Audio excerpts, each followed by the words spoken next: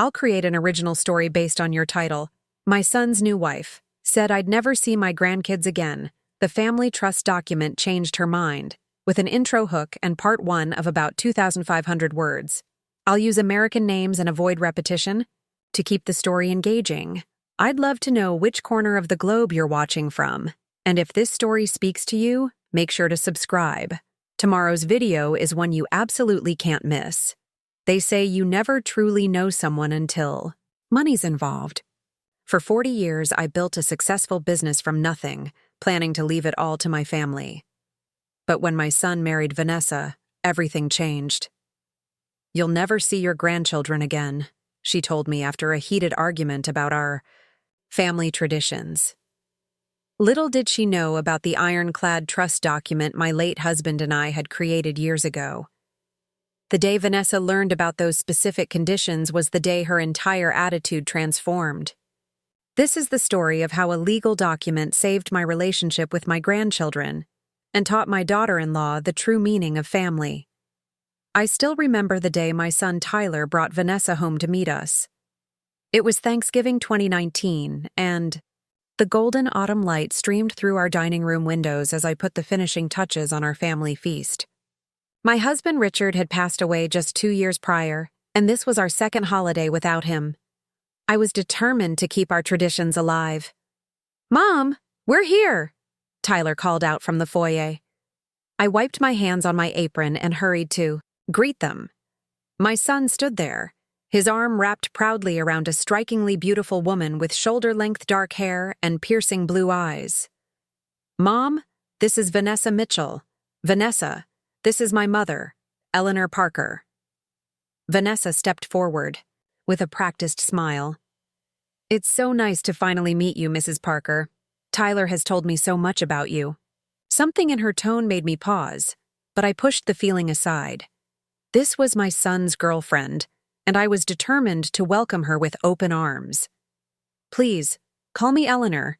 Come in, come in. Dinner's almost ready." I ushered them into the living room where my daughter Melissa and her husband James were already settled with their 2 children. That first meeting went smoothly enough. Vanessa was charming and attentive, asking all the right questions about our family business, Parker Manufacturing. The company had been Richard's dream when we married, and together we had built it into one of the largest custom cabinet manufacturers in the Midwest. Tyler had joined the business after college, gradually taking on more responsibility, especially after Richard's heart attack. As the evening progressed, I noticed how Vanessa's eyes would linger on the family photos, the antique, silver, the original artwork on the walls. There was an assessment happening behind those blue eyes, a calculation I couldn't quite name. 6 months later, Tyler announced their engagement. The wedding was planned for June 2020, but COVID-19 forced them to postpone. They eventually married, in a small ceremony in October. I offered my mother's vintage lace veil, a Parker family tradition, but Vanessa politely declined, preferring something more modern. The first real tension surfaced when they announced they were expecting. I was overjoyed at the prospect of becoming a grandmother again. Melissa's children were growing fast, already in elementary school, and the thought of having a baby in the family again filled me with joy. "That's wonderful news!" I exclaimed, already mentally planning the nursery in the guest room of their house. "I can't wait to help with the baby. I've kept all of Tyler's baby furniture in storage. The crib is handmade oak. Richard's father made it for Tyler." Vanessa's smile tightened. "That's very sweet, Eleanor, but we've already ordered a complete nursery set. Modern cribs are so much safer nowadays." "Oh." I tried to hide my disappointment. "Well, of course, safety comes first. But perhaps some of the other pieces? The rocking chair, at least? It's been in the family for generations." Tyler jumped in. "We'll think about it, Mom. We're still figuring things out." But they never did figure it out, at least not in a way that included any Parker family heirlooms. When little Emma was born in July 2021, her nursery was a showroom-perfect collection of trendy furniture and decor, with not a single item connecting her to the Parker legacy. I tried not to take it personally. These were different times, and young parents had their own ideas. Still, each small rejection of family traditions felt like Vanessa was deliberately creating distance between us. Things came to a head when Emma turned 1. The celebration was held at their new house, a sprawling modern home in an exclusive neighborhood that Tyler had purchased shortly after making partner at the law firm where he'd been working part-time while also helping manage Parker Manufacturing. I'd offered to host at my home, where all family celebrations had been held for decades, but Vanessa insisted they wanted to show off their new place. I arrived early, hoping to help with preparations. Vanessa's mother, Linda Mitchell, was already there, directing the caterers and decorators as if she were orchestrating a state dinner. "Eleanor! There you are!" Linda's greeting was effusive but somehow still cold. "Vanessa's upstairs getting Emma ready. Such a shame about your husband not being here to see his granddaughter." The comment stung, as it was clearly meant to. Yes, Richard would have adored Emma. He was so wonderful with Melissa's children when they were babies. Linda nodded absently, more focused on instructing a server about the placement of appetizers than our conversation. The party was lavish by any standard, with professionally printed invitations, catered food, and a professional photographer. Most of the guests were Vanessa's friends and family. The few Parker relatives in attendance looked as out of place as I felt. After the cake cutting, I found Tyler alone for a moment in the kitchen. "Everything looks beautiful, honey. Emma seems to be having a wonderful time." "Thanks, Mom." He looked tired. Vanessa wanted everything to be perfect. It is. Though I noticed Aunt Susan and Uncle Robert aren't here. Tyler sighed. "Vanessa thought the guest list was getting too long. We had to make some cuts." I nodded slowly. Susan was Richard's sister, and she and Robert had been like second parents to Tyler growing up. Their absence was conspicuous. "Tyler, is everything okay? With you and Vanessa, I mean." "Of course, Mom. Why wouldn't it be? You just seem stretched thin. And we barely see you anymore. You used to come by the office several times a week, but it's been almost a month now." He ran a hand through his hair, a gesture so like his father that my heart clenched. "We've been busy with the new house, and Emma and Vanessa's been talking about having another baby soon." "Another baby? That's wonderful." "Yeah, it is. Just a lot going on. And about the office. Vanessa thinks I should focus more on my law career. The manufacturing business isn't exactly glamorous." I felt like I'd been slapped. Parker Manufacturing had put Tyler through law school. It had provided for our family for decades. It was Richard's legacy. "Your father built that business from nothing, Tyler. It's your inheritance." "I know, Mom. Vanessa thinks—" "There you are." Vanessa appeared in the doorway, Emma perched on her hip. The baby looked adorable in a designer dress that probably cost more than my first car. "Your mother is monopolizing you, and the Crawfords just arrived. They're dying to see the back garden." The Crawfords, I'd learned, were important clients of Vanessa's father's investment firm. Tyler dutifully followed his wife back to the party, throwing an apologetic glance over his shoulder. I stayed for another hour, trying to spend time with Emma, but Vanessa always seemed to whisk her away for another photo opportunity, or to show her off to another important guest. By the time I left, I'd barely held my granddaughter. The next few months established a pattern. Invitations to see Emma became increasingly rare. When I did visit, Vanessa always had a reason why it wasn't a good time for me to hold the baby. She was about to nap. She had just eaten. She was fussy. Phone calls went unanswered. Family dinners were declined due to other commitments. When I finally confronted Tyler about it, he seemed genuinely confused. "Mom, we're just busy. Vanessa's not keeping Emma from you. We see you plenty." But we didn't. And deep down, I think Tyler knew it. The real breaking point came during the discussions about Parker Manufacturing's future. Richard had left the business to both Tyler and me, with the understanding that Tyler would gradually take over as I aged. But with Tyler's increasing absence, I'd been forced to take on more responsibilities again. During a rare family dinner, at my house, I broached the subject. Tyler, we need to talk about the business. Jenkins is retiring next month, and we need to decide who's taking over the production department. Tyler glanced at Vanessa before responding. Actually, Mom, I've been meaning to talk to you about that. I'm thinking of stepping back from Parker Manufacturing entirely. The silence around the table was deafening. Even Melissa, who had never been involved in the business, looked shocked. Stepping back? I repeated. What does that mean exactly? I'm being considered for junior partner at the firm. It's a huge opportunity, but I can't do both. Vanessa and I have discussed it, and we think it's best if I focus on law.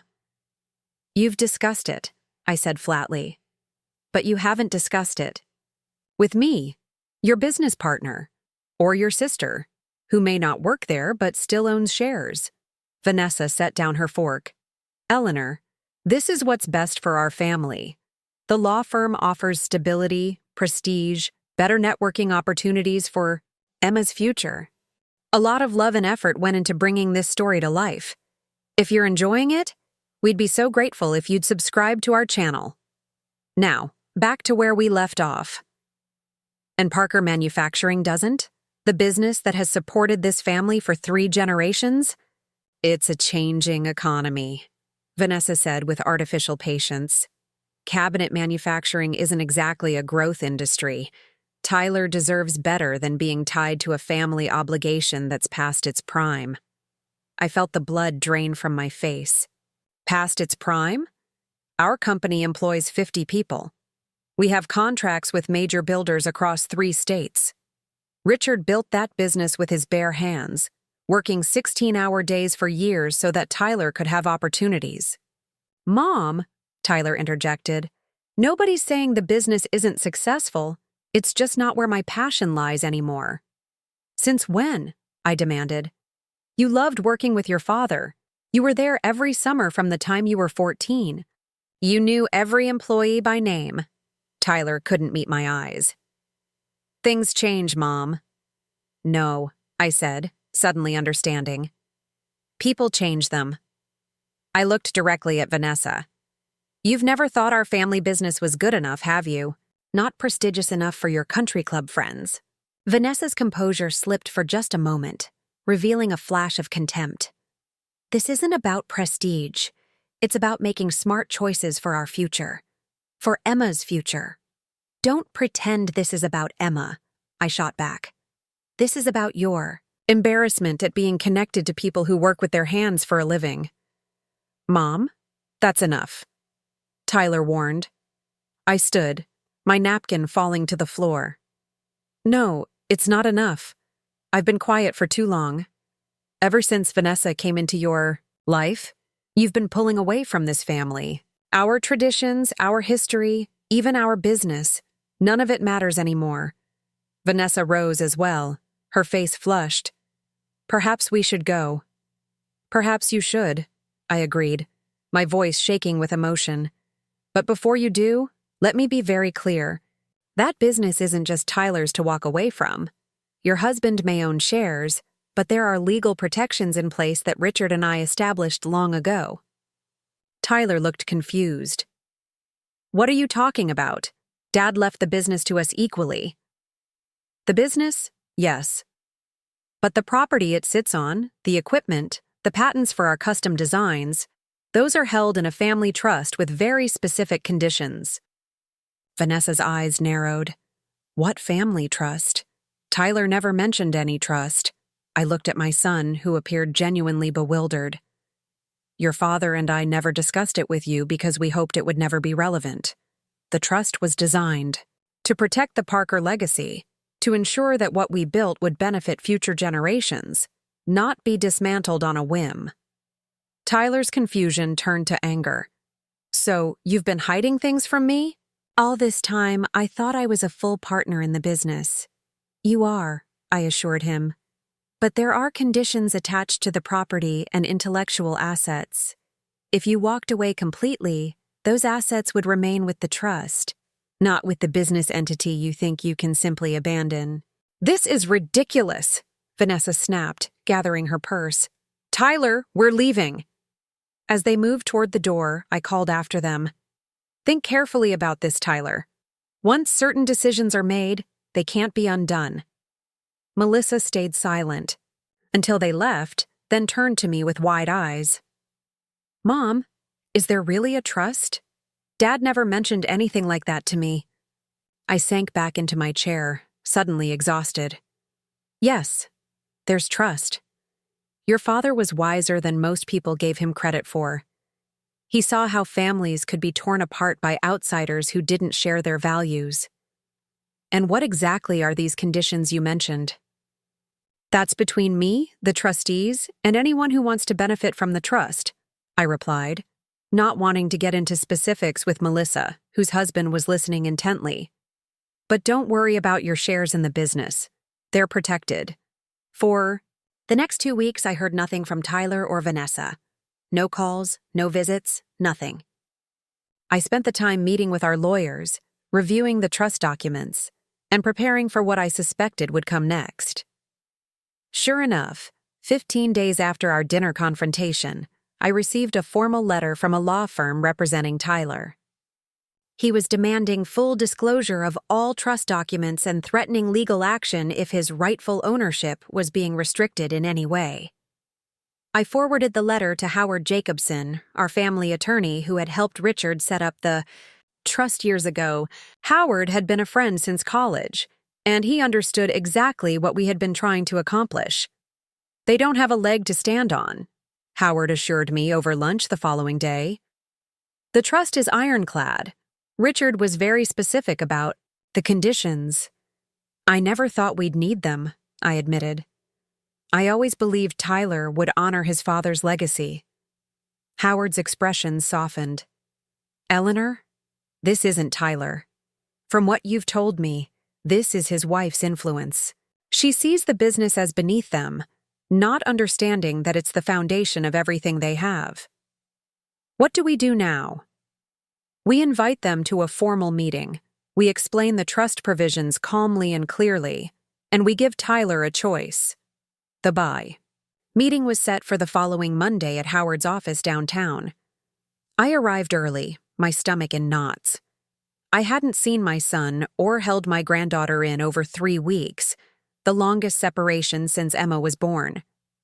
Tyler and Vanessa arrived, precisely on time, accompanied by their own attorney, a slick-looking man in an expensive suit. Vanessa was dressed as if for a court appearance, in a tailored navy pantsuit, her dark hair pulled back severely. Tyler looked tired and uncomfortable. "Thank you all for coming," Howard began once we were seated in the conference room. "We're here to discuss the Parker Family Trust and its relationship to Parker Manufacturing." Vanessa's attorney leaned forward. "My clients have requested full disclosure of all trust documents, as they believe their ownership rights are being unlawfully restricted." Howard nodded. "We're happy to provide complete transparency. In fact, that's why we've called this meeting." He slid folders across the table to each of them. "These contain copies of the complete trust documents, which were established by Richard Parker in 2010 and amended in 2018, shortly before his passing." Tyler opened his folder immediately, skimming the first few pages with a frown. "Why wasn't I informed about this?" "Your father and I hoped you would never need to know the details," I explained. "The trust was created as a safeguard, not as a restriction." Vanessa's attorney was already several pages deep, his expression darkening. "This is highly unusual. These conditions are extremely specific." "What conditions?" Vanessa demanded, grabbing the document from her lawyer. Howard cleared his throat. "Perhaps I should summarize. The Parker Family Trust holds clear title to the land on which the manufacturing facility sits, as well as all equipment, patents, and intellectual property associated with the business. Parker Manufacturing, as a corporate entity, leases these assets from the trust under very favorable terms." "Who controls the trust?" Tyler asked. Currently, your mother is the primary trustee, with myself and Judge Robert Collins serving as co-trustees. Upon Eleanor's passing or voluntary stepping down, control would normally pass to you, Tyler, as the male heir, per Richard's somewhat old-fashioned stipulation. Normally? Vanessa interjected. What does that mean? Howard looked directly at her. There are conditions. To assume control of the trust, Tyler must be actively involved in the management of Parker Manufacturing for a minimum of 3 years, immediately prior to the transition.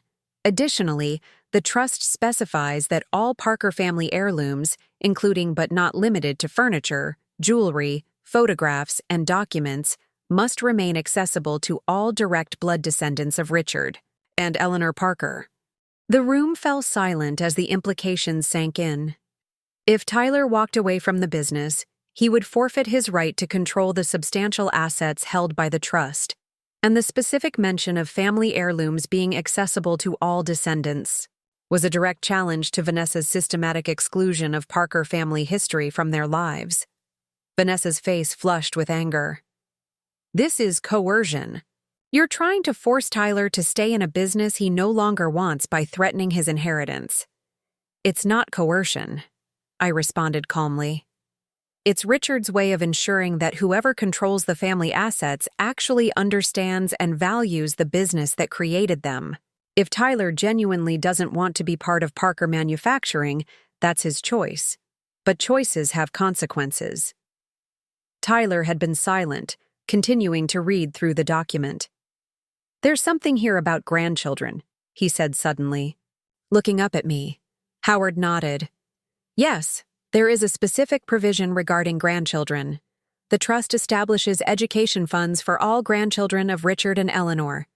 However, to access these funds, the grandchildren must have maintained regular contact with both grandparents or the surviving grandparent throughout their childhood, with regular contact defined as in-person visits no less than twice monthly, barring illness or geographic separation greater than 100 miles. That's outrageous, Vanessa's attorney declared. You can't legally enforce personal relationships. We're not enforcing relationships, Howard replied evenly. The trust is simply establishing conditions for financial benefits. The Parker family believes that inheritance is about more than money. It's about values, history, and connections. Richard wanted to ensure that his grandchildren knew him, not just his wealth. Tyler closed the folder. So you're saying that if I leave the business, I lose control of the trust assets, and if we don't bring Emma to see Mom regularly, she loses her education fund. Those are the conditions Richard established, Howard confirmed. And they're entirely legal. Vanessa stood abruptly. This is emotional blackmail. Tyler, we're leaving. Our lawyer will contact them. But Tyler didn't move. Wait, I want to understand exactly what's at stake here. He turned to Howard. How substantial are the trust assets compared to the business itself? Howard glanced at me for permission before answering.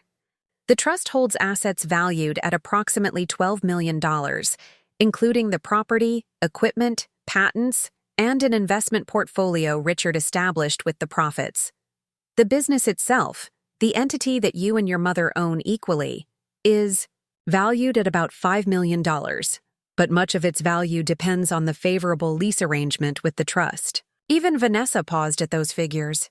$12 million was significant by anyone's standards, especially for a family business from the Midwest. And the education funds? Tyler pressed. $2 million set aside for each grandchild, usable for any education-related expenses from preschool through graduate studies.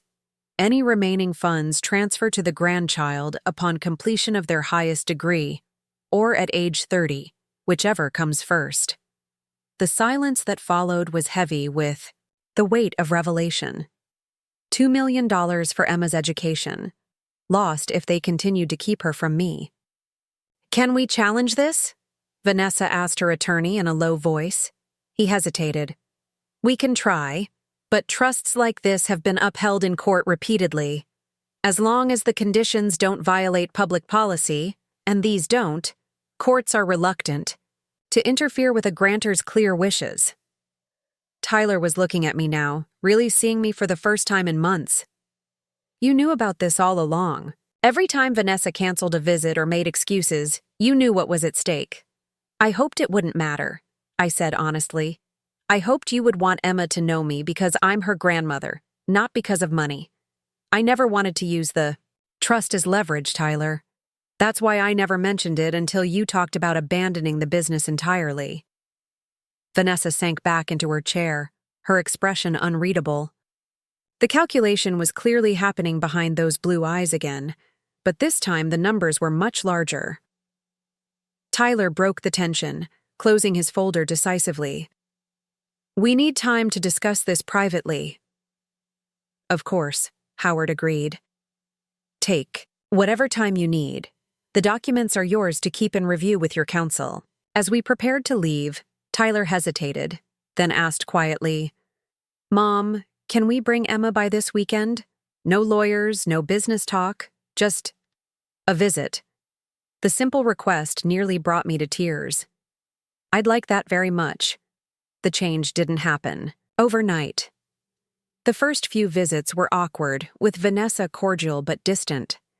But Emma was delighted to explore my house, especially when I showed her the toy chest that had belonged to her father, still filled with the wooden blocks Richard had carved by hand. Gradually, the visits became more frequent and less strained. Tyler began stopping by the office again, first just to check in, then staying longer, reconnecting with employees who had known him since childhood. 3 months after the meeting in Howard's office, Tyler approached me after a family dinner. Now, a regular Sunday occurrence. Mom, I've been thinking about Jenkins's retirement. I know we promoted Martinez to oversee production temporarily, but I'd like to take a more active role in that department. Maybe split my time between the law firm and Parker Manufacturing for a while? The joy I felt was almost overwhelming, but I kept my response measured. I think that would be wonderful, Tyler. Martinez is good, but he could use your support. It was Vanessa who surprised me most. 6 months after the trust revelation, she approached me in the kitchen while I was cleaning up from Sunday dinner. Eleanor, I owe you an apology, she said, her usual confidence subdued. I made assumptions about your family and your business without really understanding what they meant to Tyler. I set down the plate I was rinsing. Thank you for saying that, Vanessa. When I met Tyler, he was already established at the law firm, moving in circles my family respected. I didn't understand that the foundation of who he is came from here, from the business, from you and Richard. She twisted her wedding ring nervously. My father's business failed when I was 12. He had nothing to fall back on. We lost everything. I swore I'd never let that happen to my children. For the first time, I saw Vanessa clearly, not as an interloper, but as a woman determined to protect her family the only way she knew how. Parker Manufacturing isn't just a business, Vanessa.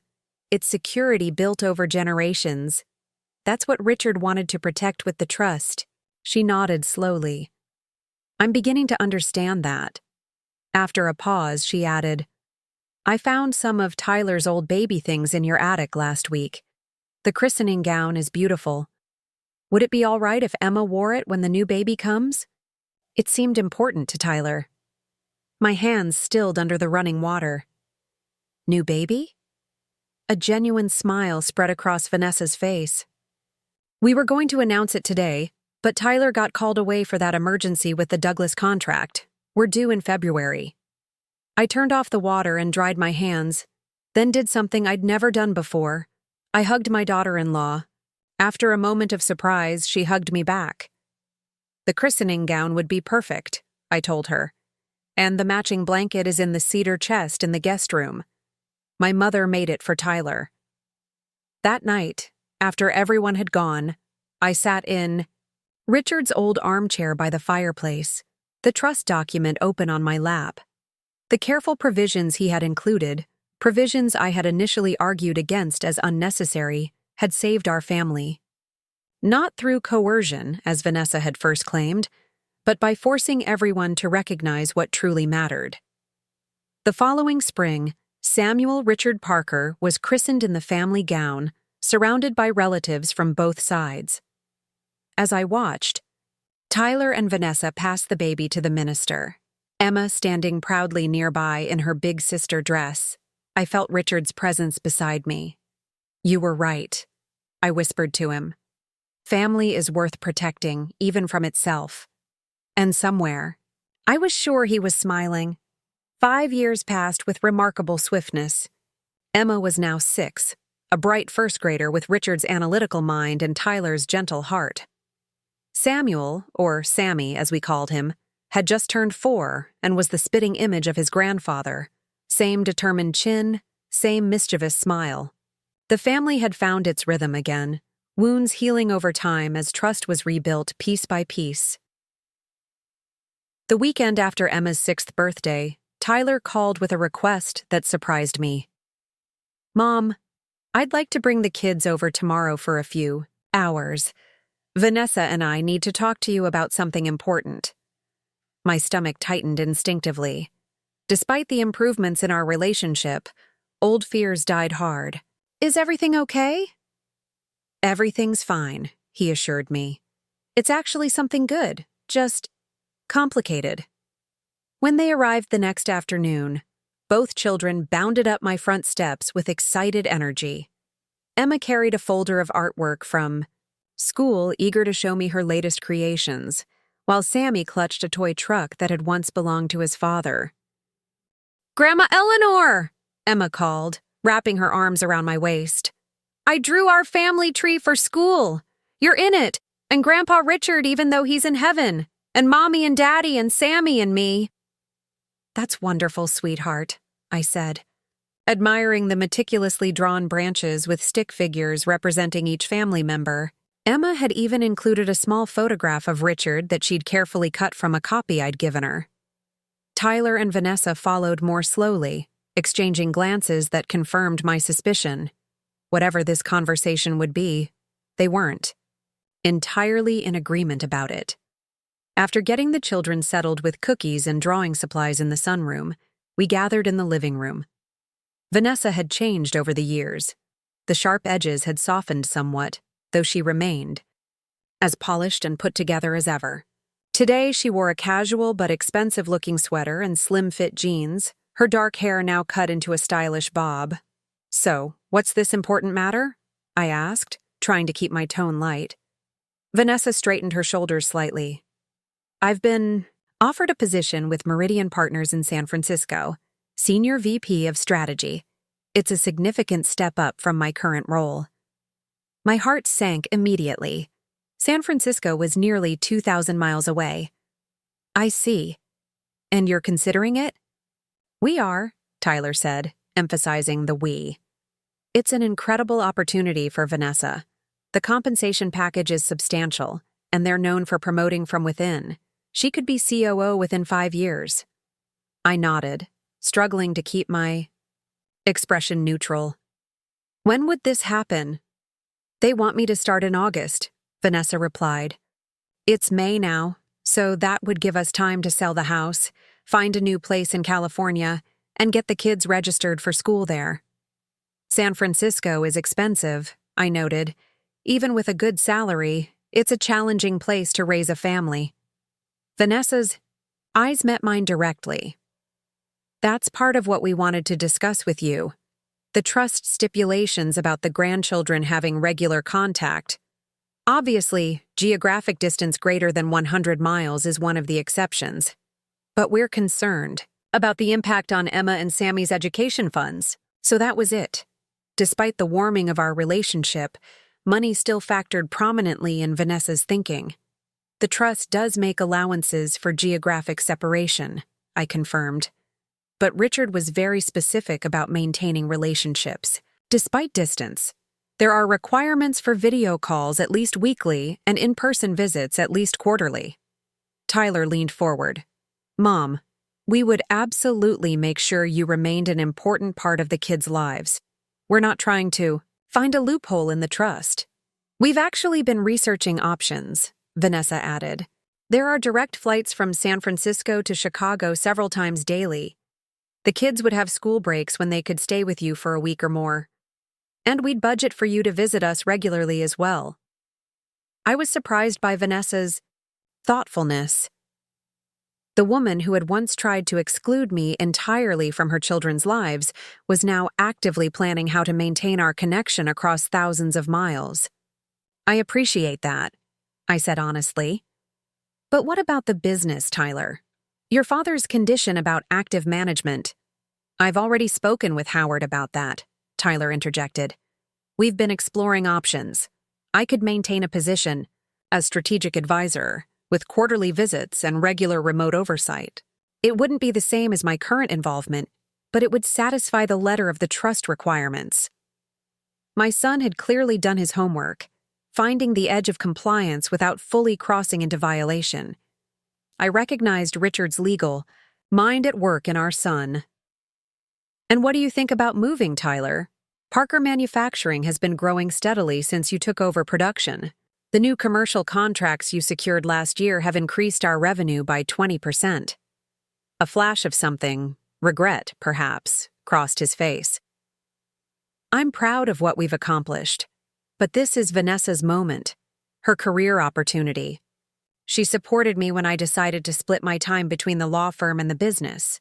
Now it's my turn to support her. Vanessa reached over and squeezed Tyler's hand, genuine affection evident in the gesture. Whatever my misgivings about her initial influence on my son, I couldn't deny that they had built a partnership that worked for them. What about Melissa? I asked. Have you discussed this with her? Though my daughter had never worked in the family business, she still held shares and deserved input on major changes. We had dinner with her and James last weekend, Tyler confirmed. She's supportive, especially since we're not talking about selling the business or anything drastic. I took a deep breath, considering my next words carefully. I need to be honest with you both. I have concerns, not just selfishly about seeing my grandchildren less frequently, though that's certainly part of it. I'm worried about what this means for Parker Manufacturing long term. The business will be fine, Mom, Tyler assured me. Martinez has been with us for 20 years and knows every aspect of production. Rachel in accounting practically runs the financial side already. And with quarterly visits and video conferences, I can still provide oversight. It's not the same as being there, I countered. Your father believed that management meant walking the floor daily, knowing employees by name, understanding the challenges firsthand. Vanessa shifted uncomfortably. Eleanor, I understand your concerns, but career opportunities like this don't come along every day. This could secure the children's future beyond even what the trust provides. The trust was never about money, I said quietly. It was about connection, about values, about ensuring that future generations understood where they came from. I looked directly at Vanessa.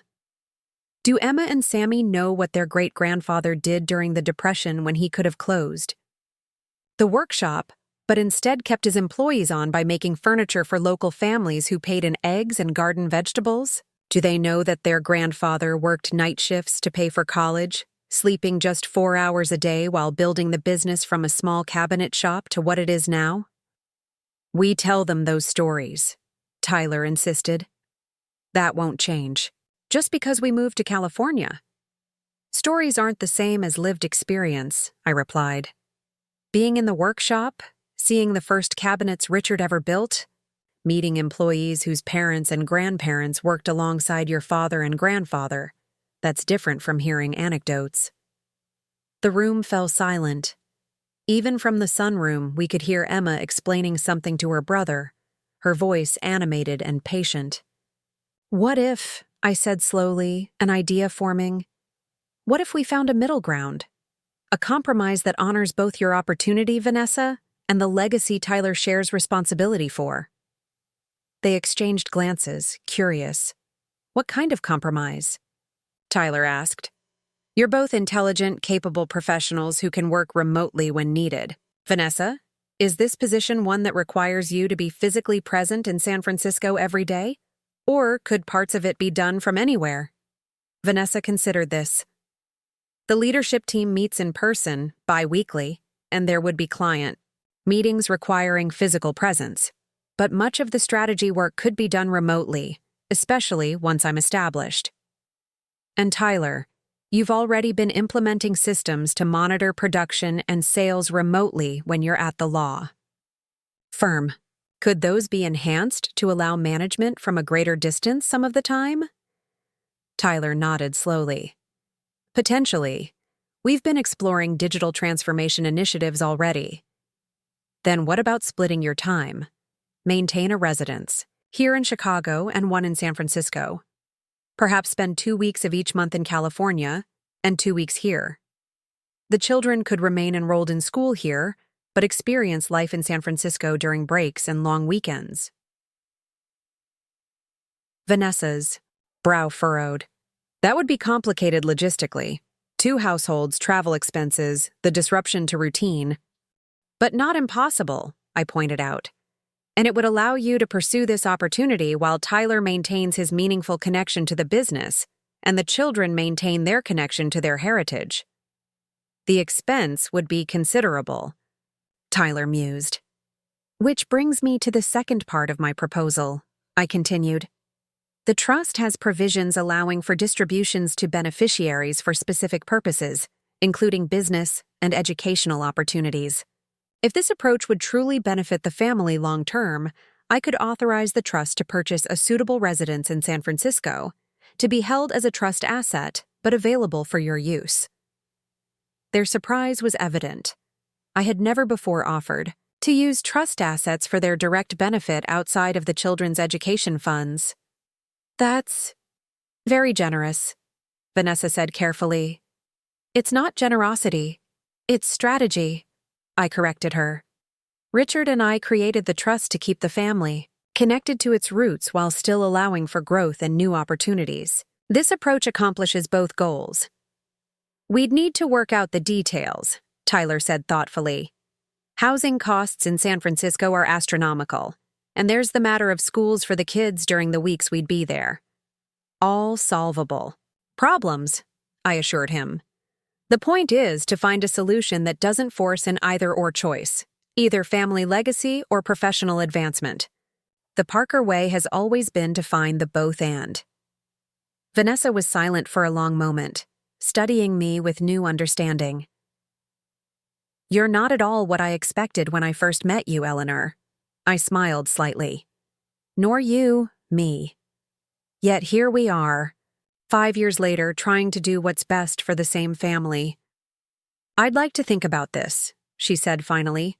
Discuss the logistics, the finances, what it would mean for the children's stability. But I appreciate the willingness to find a creative solution. Take whatever time you need, I told them. The trust isn't going anywhere, nor am I. As if on cue, Emma burst into the living room, Sammy trailing behind her. Grandma, can we go see the workshop? I told Sammy about the secret drawer in Grandpa's desk where he keeps the candy, but Sammy doesn't believe me. Tyler laughed. I'd forgotten about that drawer. Dad used to keep butterscotch candies in there. He still does, I said with a wink to Emma. At least the drawer does. I keep it stocked. Can we go? Please? Emma begged. I looked at Tyler and Vanessa questioningly. We have time, Vanessa confirmed, rising from her seat. I've actually never seen the original workshop section of the facility, just the modern production floor. Then it's settled, I declared, taking each grandchild by the hand. Let's go see where Parker manufacturing began, in Great-Grandpa Henry's garage. The old workshop had been preserved as a sort of museum within the larger manufacturing facility.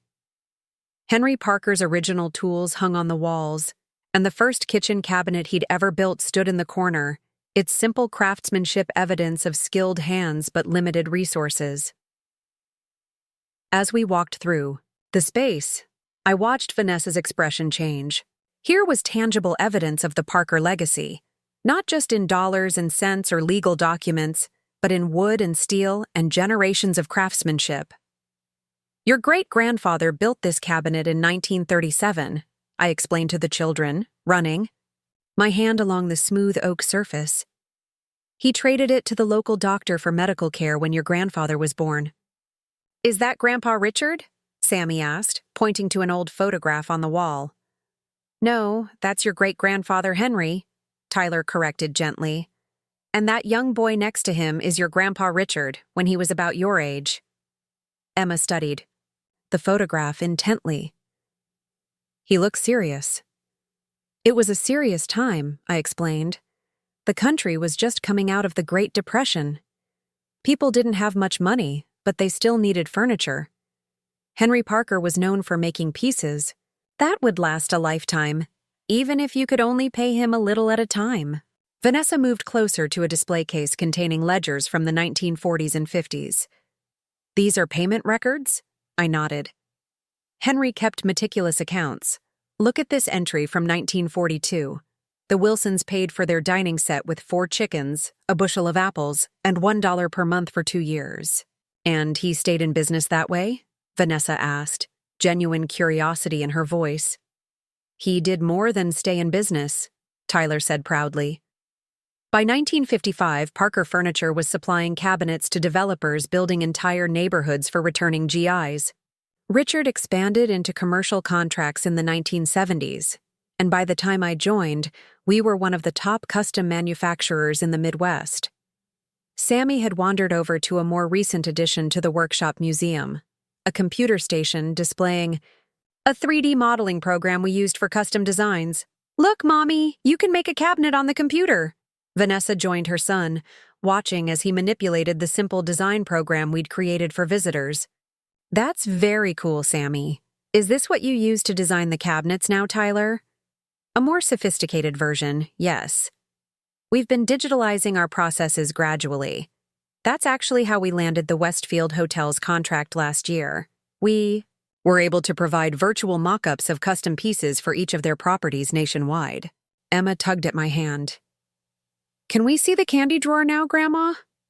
I led her to Richard's old desk in the corner, showing her how to press the hidden latch that revealed the small compartment. Her eyes widened with delight when she found the butterscotch candies inside, exactly as promised. One for you, she said, handing a candy to Sammy, and one for Mommy and Daddy and Grandma. As we all unwrapped the butterscotch discs, standing together in the workshop where it all began, I caught Vanessa's eye. Something had shifted in her expression, a new understanding dawning. Later, as we prepared to leave, Vanessa pulled me aside while Tyler helped the children into their coats. I think your compromise might work, she said quietly. It would be complicated, but perhaps worth it. This place, it's more than I realized. The trust was never meant to trap anyone, Vanessa. It was meant to preserve something valuable across generations. If we approach this thoughtfully, your opportunity can become part of the Parker legacy, not a departure from it. I'll talk to Meridian about flexibility in the role, she promised. See what's possible, and Tyler and I will look at the logistics of maintaining 2 households. And I'll speak with Howard about the trust provisions, I added. Make sure we're proceeding properly. As they drove away, the children waving enthusiastically from the back seat, I felt a profound sense of gratitude. The challenges weren't over. Maintaining family connections across such distance would require effort from everyone, but the intention was there. The trust had done its job, not by forcing compliance through financial leverage, but by ensuring the conversation about values and legacy remained at the forefront. Richard had been wiser than even he knew when he insisted on those specific provisions. They weren't about control.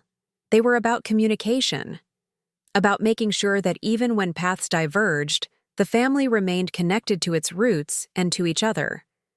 That night, I added a codicil to my own will, expanding the trust's provisions to include support for family members pursuing opportunities that would enhance the Parker legacy, even when those opportunities led far from home. The future would bring challenges we couldn't yet imagine, But the foundation Richard and I had built would give future generations the flexibility to meet those challenges while honoring where they came from. Family, I had learned, was not about keeping everyone in one place. It was about creating connections strong enough to stretch across any distance. 2 years into the San Francisco arrangement, I had to admit it was working better than I'd anticipated. The trust had purchased a modest, but well-situated 3-bedroom condominium in No Valley, a family-friendly neighborhood with good schools nearby. Tyler and Vanessa alternated weeks between California and Illinois, with occasional adjustments for important meetings or school events. Emma, now 8, had adapted to the bi-coastal lifestyle with remarkable resilience. She had a small circle of friends in both locations and treated the whole arrangement as a grand adventure. Sammy, at 6, was somewhat more sensitive to the transitions, but thrived under the consistent routines his parents maintained in both homes. Parker Manufacturing had not just survived the arrangement but flourished. Tyler's forced absence had accelerated our digital transformation initiatives, resulting in streamlined processes and improved communication systems that benefited everyone. His law background proved invaluable as we expanded into government contracts, navigating complex regulations with confidence. Vanessa's career at Meridian Partners had taken off. The fresh perspective she brought from the Midwest gave her an edge with clients tired of the same Silicon Valley thinking. Within 18 months, she'd been promoted to Executive VP, overseeing strategy for their largest accounts. I was sitting at my kitchen table reviewing quarterly reports when my phone rang. Seeing Vanessa's name on the caller ID was unusual. Our communication typically occurred through scheduled video calls or when she was physically in town. "Vanessa, hello. Is everything all right?" "Eleanor." Her voice sounded tense. "I need your advice on something. It's complicated." I set the reports aside. "I'm listening." "Meridian has been approached for acquisition by Landmark Global. It's one of the largest consulting firms in the world. The offer includes partnership positions for all senior executives, including me." "Congratulations," I said cautiously, sensing there was more to the story. "That sounds like an extraordinary opportunity." "It is," she paused. "But there's a catch. They want to relocate the entire leadership team to their headquarters in London for at least 3 years. London. Not just a different city or even a different coast, a different continent. The implications were immediate and daunting. "I see," I said, careful to keep my tone neutral. "And how do you and Tyler feel about this?" "Tyler doesn't know yet. I just found out this morning in a confidential executive briefing. I needed to process it before discussing it with him." Another pause. "I thought of you first, actually. That surprised me." "Me? Why?" "Because you've become my compass in these situations, Eleanor. 2 years ago, when we were considering the San Francisco move, you found a solution that seemed impossible. You saw beyond the either-or to a both, an approach that's worked for all of us." Her words touched me deeply. The antagonistic daughter-in-law, who had once tried to exclude me from her family's life, was now seeking my counsel before even speaking to her husband. "I'm honored, Vanessa, but this is significantly more complex than the move to San Francisco. International relocation with children would impact schooling, healthcare, Tyler's ability to manage Parker Manufacturing, not to mention the trust stipulations." "I know," she acknowledged. "That's why I'm calling. I'm not saying we should do this. I'm asking if we should even consider it, or if I should simply decline before it becomes a family discussion." I considered her question carefully. "When would this move happen?" "The acquisition is targeted for completion in 6 months. Relocation would be expected within 2 months after that." "And is this a make-or-break condition of the acquisition? If senior executives decline relocation, are they out entirely?" "Not necessarily," Vanessa replied. "A few key positions could potentially remain in the U.S., working remotely with quarterly trips to London. But I wouldn't be on the fast track anymore. Advancement would be limited." I took a deep breath. Vanessa, I can't tell you whether to consider this opportunity or not. That's a decision you and Tyler need to make together. But I can tell you that Richard and I built the trust to be flexible enough to accommodate genuine opportunities, not to constrain family members from growth. What about the conditions regarding the grandchildren? London would make twice monthly visits impossible. The trust makes allowances for geographic separation, as you know. We adjusted for San Francisco.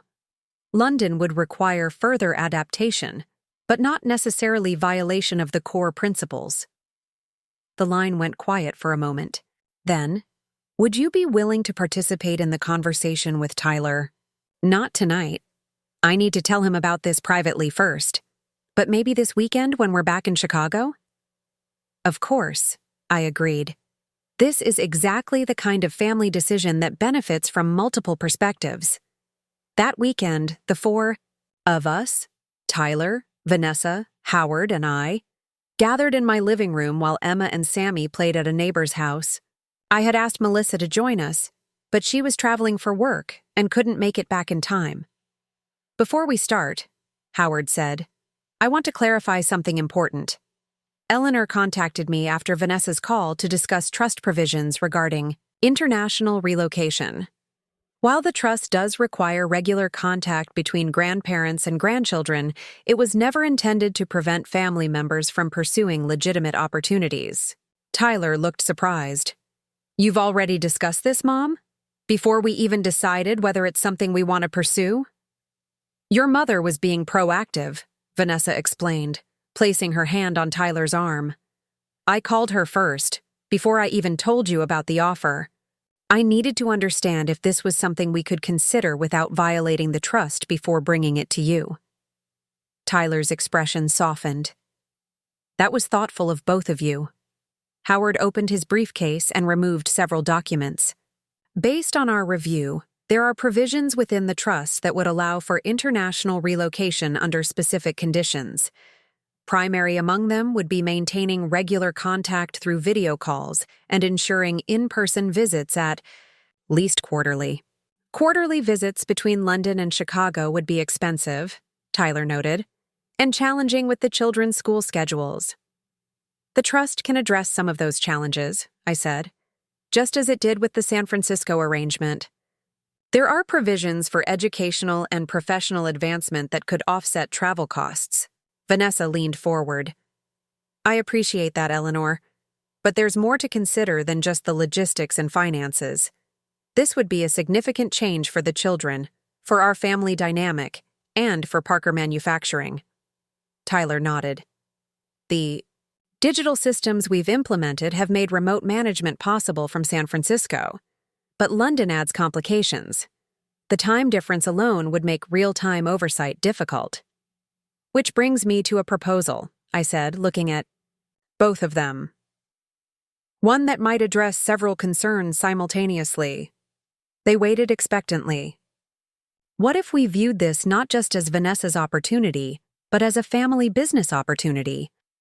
Parker Manufacturing has been considering European expansion for years, but we've lacked the local knowledge and connections to make it viable.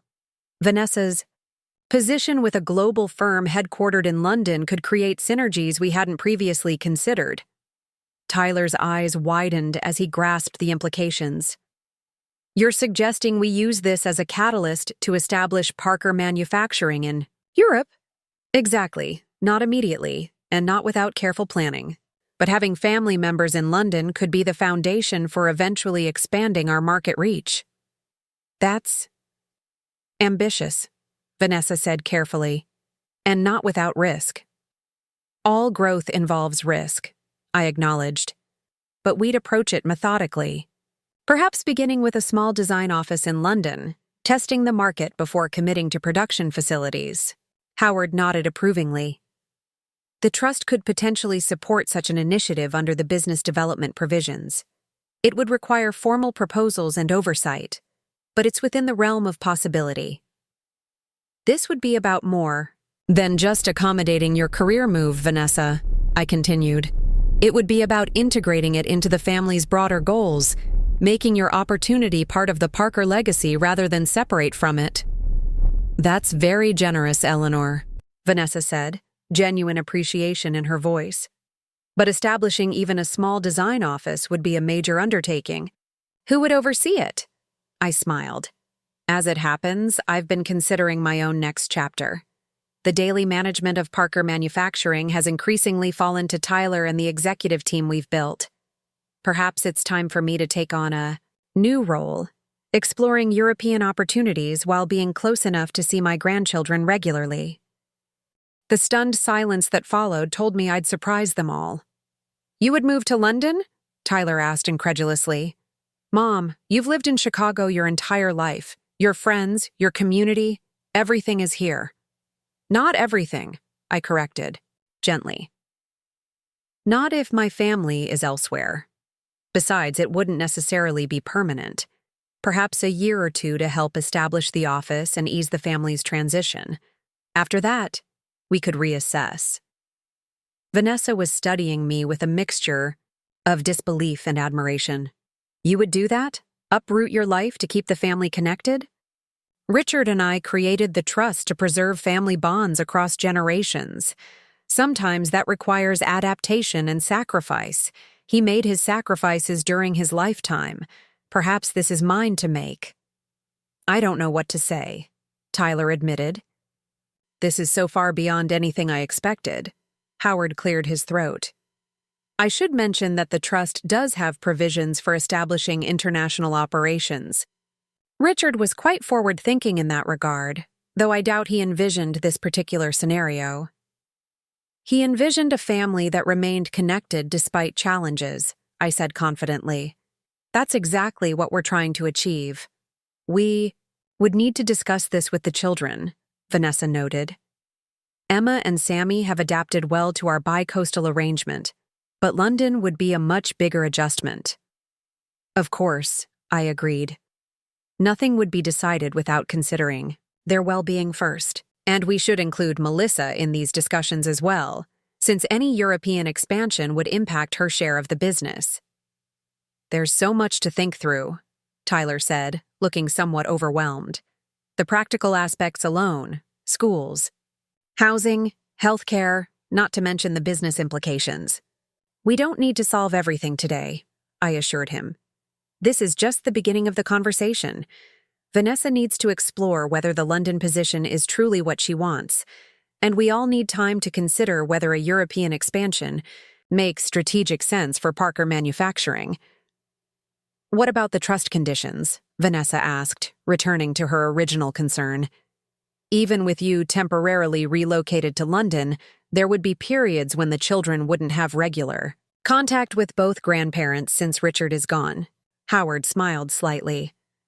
Actually, the trust makes specific provisions for maintaining connection to Richard's memory even after his passing. Regular visits to significant family locations, reviewing family history and photographs, carrying forward traditions he established. These all qualify as maintaining connection with him. So we wouldn't be violating the spirit of the trust, Tyler clarified. Not if you approach this thoughtfully and with genuine intention to honor its purpose, Howard confirmed. As the discussion continued, exploring various aspects of what an international move might entail, I found myself marveling at how far we'd come. 7 years earlier, Vanessa had been actively working to separate Tyler and the children from the Parker family legacy. Now she was helping to shape its future, integrating her own career aspirations with the family's broader goals. The conversation lasted well into the evening, eventually moving from my living room to the kitchen as we shared a simple meal together. By the time we wrapped up, nothing had been definitively decided, but a framework had emerged for how we might approach this new challenge as a united family. After Tyler and Vanessa left to pick up the children, Howard lingered behind, helping me clear the dishes. You surprised me today, Eleanor, he admitted. When you asked me to review the trust provisions regarding international relocation, I never imagined you were considering moving to London yourself. I smiled as I loaded the dishwasher. I surprised myself, if I'm being honest. But when I thought about what Richard would have done in this situation, the answer became clear. Richard would be immensely proud of how you've stewarded the family and the trust, Howard said. He built foundations, but you've constructed bridges where they were needed most. The ultimate irony, I mused, is that Vanessa, who once threatened that I'd never see my grandchildren again, has become the catalyst for some of our family's most significant growth. Her ambition, which I initially saw as a threat to our traditions, may end up expanding them in ways Richard and I never envisioned. Life rarely follows the paths we expect, Howard observed. That's why the best trusts, like the best families, build in flexibility alongside their core principles. 3 months later, I found myself standing in a charming flat in South Kensington, London. The realtor had just left, and I was alone, contemplating the space that might soon become my temporary home. The bay windows overlooked a tree-lined street, and though the architecture was distinctly English, there was something about the quality of light that reminded me of our first house in Chicago. My phone chimed with a text from Vanessa. Children approved of the school. Uniforms are weird but cool, according to Emma. How's the flat hunting going? I smiled and typed back, found a possible winner. 2 bedrooms, good natural light for my painting, walking distance to the park where Sammy can practice soccer. Her response came quickly. Send photos. Tyler's meeting with the commercial real estate agent about office space tomorrow. He tell you he found 2 promising locations near design districts. As I walked through the flat again, taking photos to share, I reflected on the journey that had brought us here. The trust document that I had once viewed primarily as a means of protection had become something far more, a framework for growth, adaptation, and family cohesion across continents and generations. Vanessa had accepted the position with Landmark Global. Tyler had taken a sabbatical from his law practice to focus on establishing Parker Manufacturing's European presence. The children were excited about their international adventure, especially when they learned their grandmother would be nearby. Next week, Melissa and her family would join us for a planning session in London. As a physician, she had her own ideas about how Parker Manufacturing might adapt some of our designs for healthcare settings in Europe, an avenue we hadn't previously explored. Standing in what might become my London kitchen, I could almost feel Richard's presence beside me, that familiar sense of his approval washing over me. He had created the trust to preserve what mattered most, not just assets or traditions, but the bonds of family that gave those things meaning. The document that had once been a source of tension had ultimately become our guide to possibilities none of us had imagined. My son's new wife, who had once threatened that I'd never see my grandchildren again, was now my partner in expanding the family legacy across oceans and generations. As I moved to the window, watching London life unfold on the street below, I composed a mental note to Howard. We'll need a codicil to the trust addressing international education funds and business development protocols. Richard would want us to document this new chapter properly. The future stretched before us, uncertain, but full of promise. The family trust had done its job, not by forcing compliance through rules and conditions, but by keeping us in conversation about what truly mattered, guiding us toward solutions that strengthened rather than divided us. And in that moment, I understood what Richard had known all along. The true purpose of inheritance wasn't to distribute assets, but to transmit values that would outlast us all. 5 years flew by in London.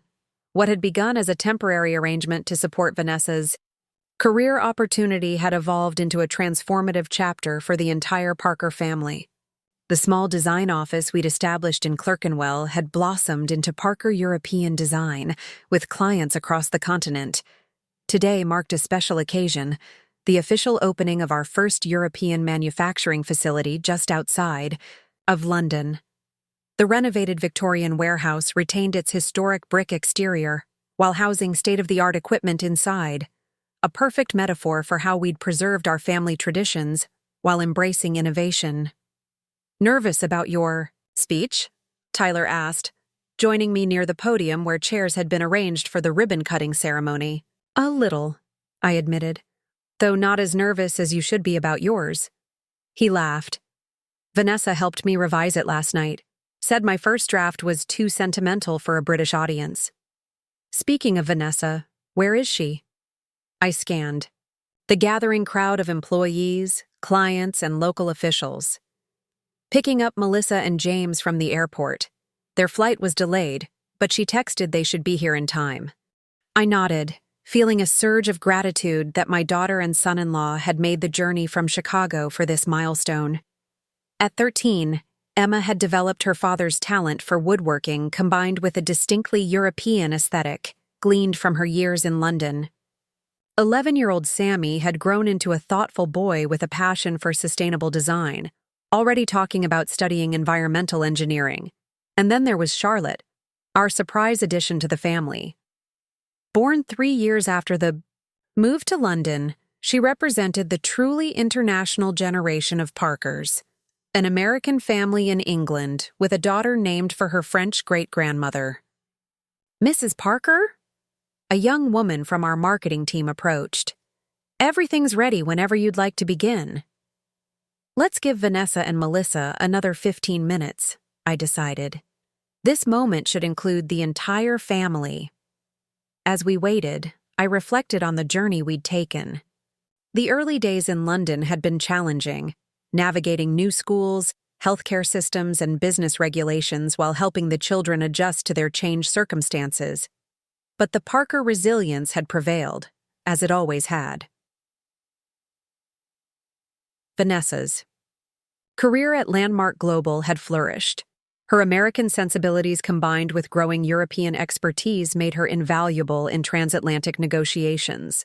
What surprised everyone, including Vanessa herself, was how she'd gradually become involved with Parker European Design, initially offering business strategy advice, then taking a more formal role as we expanded.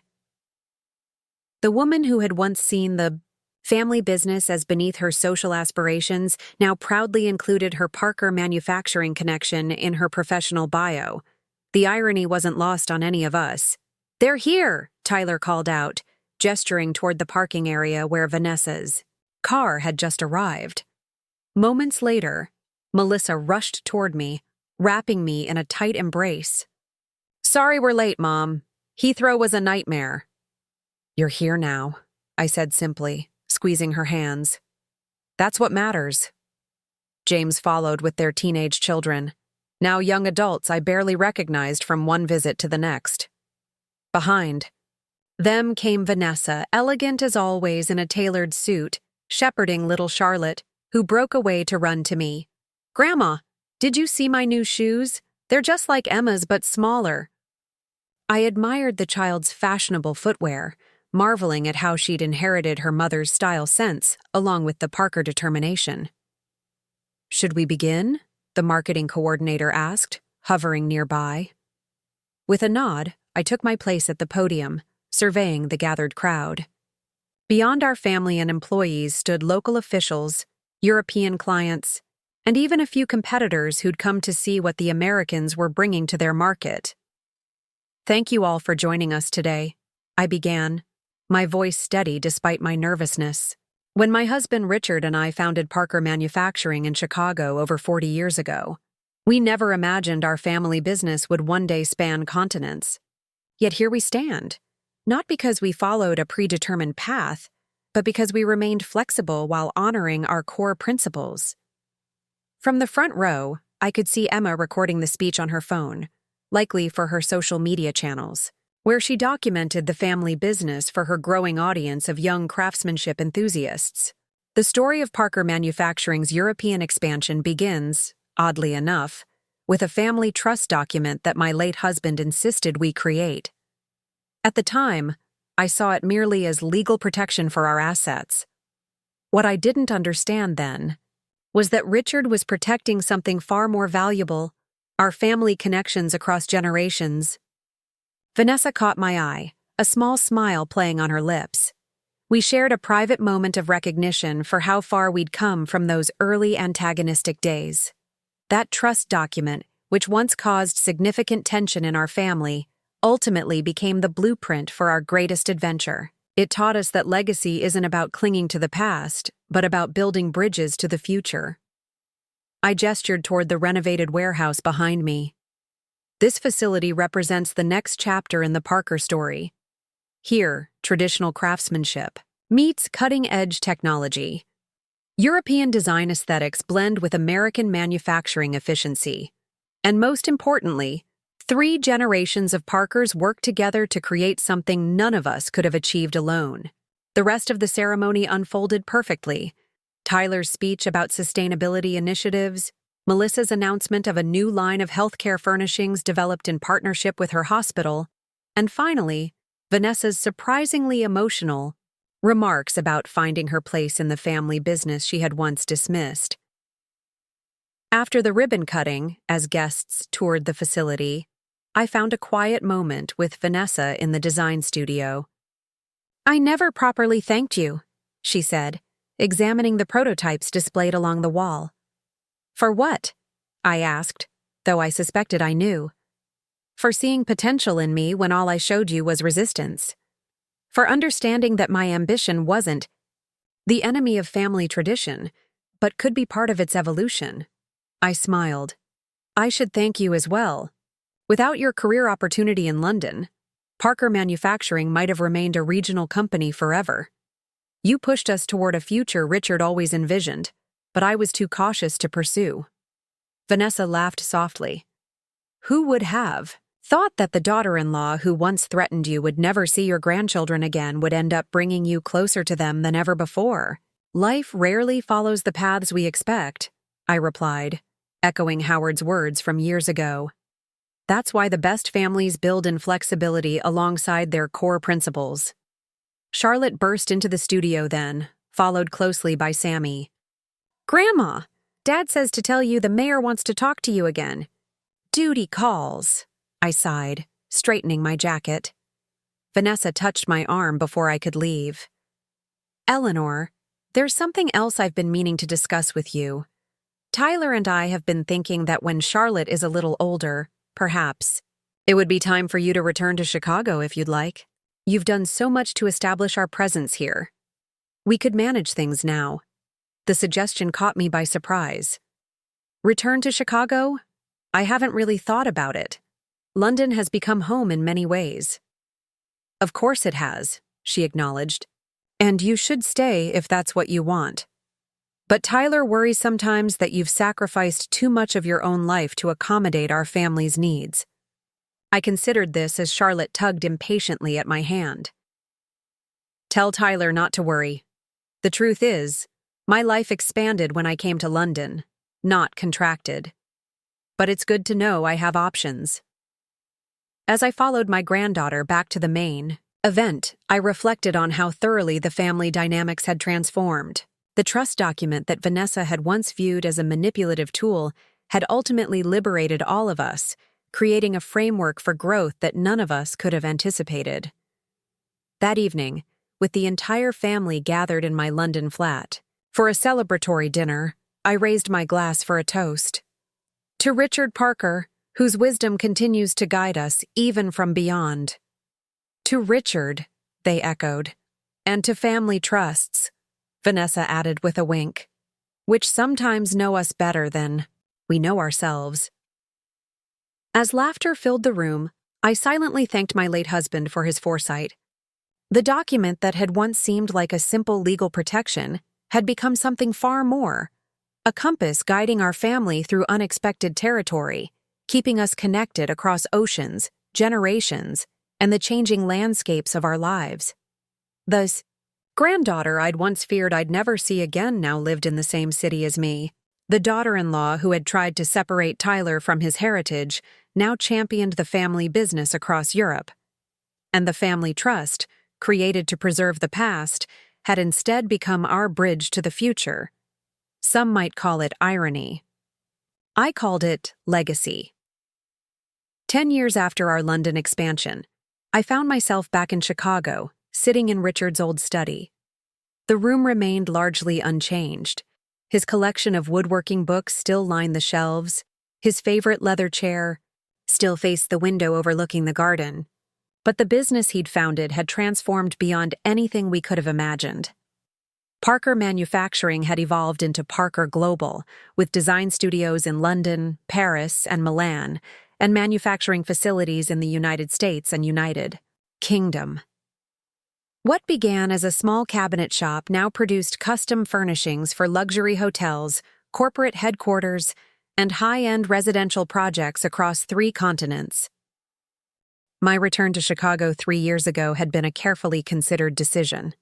Charlotte was 12 then, old enough to understand the family's bicontinental structure. Emma, at 20, had enrolled in the Rhode Island School of Design, focusing on furniture design with an emphasis on sustainable materials.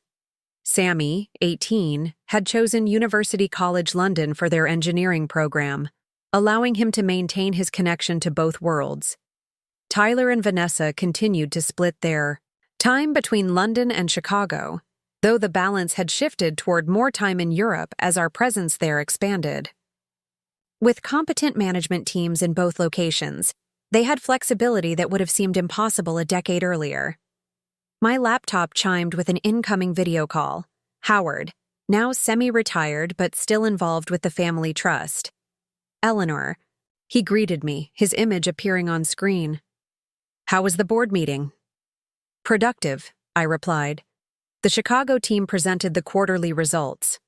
"We're seeing strong growth in the hospitality sector." Howard nodded approvingly. "And how are the preparations coming for the anniversary celebration?" "In 2 weeks, we would mark 50 years since Richard and I had founded Parker Manufacturing. The milestone would be celebrated with events in both Chicago and London, recognizing the company's evolution from a local cabinet shop to an international design firm. Nearly finalized. Melissa is handling the medical center donation announcement.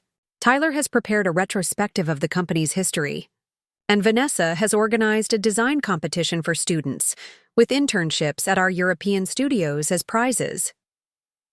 "Richard would be proud," Howard said with a smile.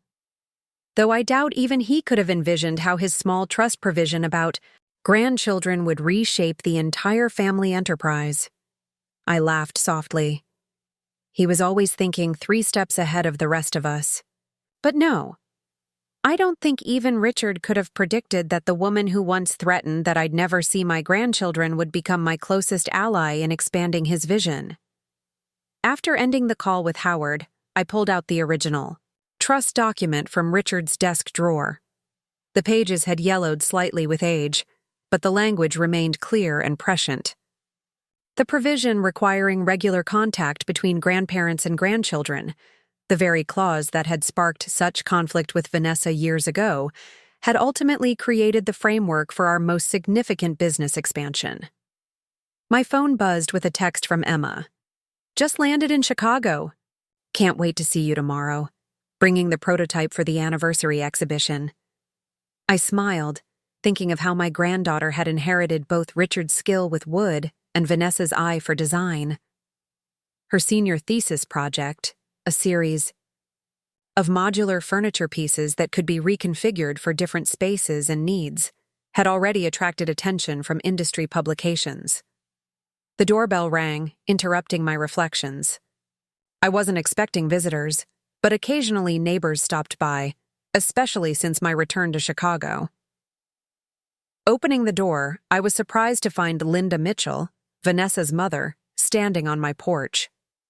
Our relationship had warmed considerably over the years, but unannounced visits were unusual. "Linda, hello, this is unexpected. I hope I'm not intruding," she said, looking uncharacteristically hesitant. "I was in the neighborhood and thought I'd stop by. There's something I've been meaning to discuss with you." I invited her in, leading her to the sunroom where afternoon light streamed through the windows. "Tea? Coffee?" "Tea would be lovely, thank you." As I prepared the tea tray, I wondered about the purpose of her visit. Linda had eventually come to respect the Parker family business, especially as Vanessa's role in it expanded, but there had always been a certain reserve between us. "Beautiful day," she commented as I returned with the tea. "Your garden looks spectacular." Thank you. Richard designed it years ago. I've maintained his vision, though I've added a few English perennials inspired by my time in London. Linda nodded, accepting the cup I offered. That's actually related to why I'm here, Eleanor. The blending of traditions, of visions. I raised an eyebrow, waiting for her to continue. I owe you an apology, she said finally. A long overdue one. An apology? For what? Linda set her cup down carefully. For my role in the tension between you and Vanessa during those early years. I encouraged her resistance to the Parker family traditions. I reinforced her belief that your business was somehow beneath her social aspirations. This frank admission caught me by surprise. May I ask why? It was never about you personally, Linda explained, or even about the cabinet business. It was about my own experiences. As Vanessa may have told you, her father's business failed when she was young. What she doesn't know, what I've never fully explained to her, is that it failed largely because of family interference. I leaned forward, intrigued. Family interference? My husband's parents were heavily involved in his company. They had strong opinions about how things should be done, traditions that couldn't be questioned. When the market changed and adaptation was necessary, they blocked every innovation he proposed. By the time he finally overrode their objections, it was too late. The business collapsed, taking our financial security with it. I had no idea, I said softly. When Vanessa introduced us to Tyler, and I learned about the family business he was expected to eventually take over, all my old fears surfaced. I projected my own negative experiences onto your family dynamic.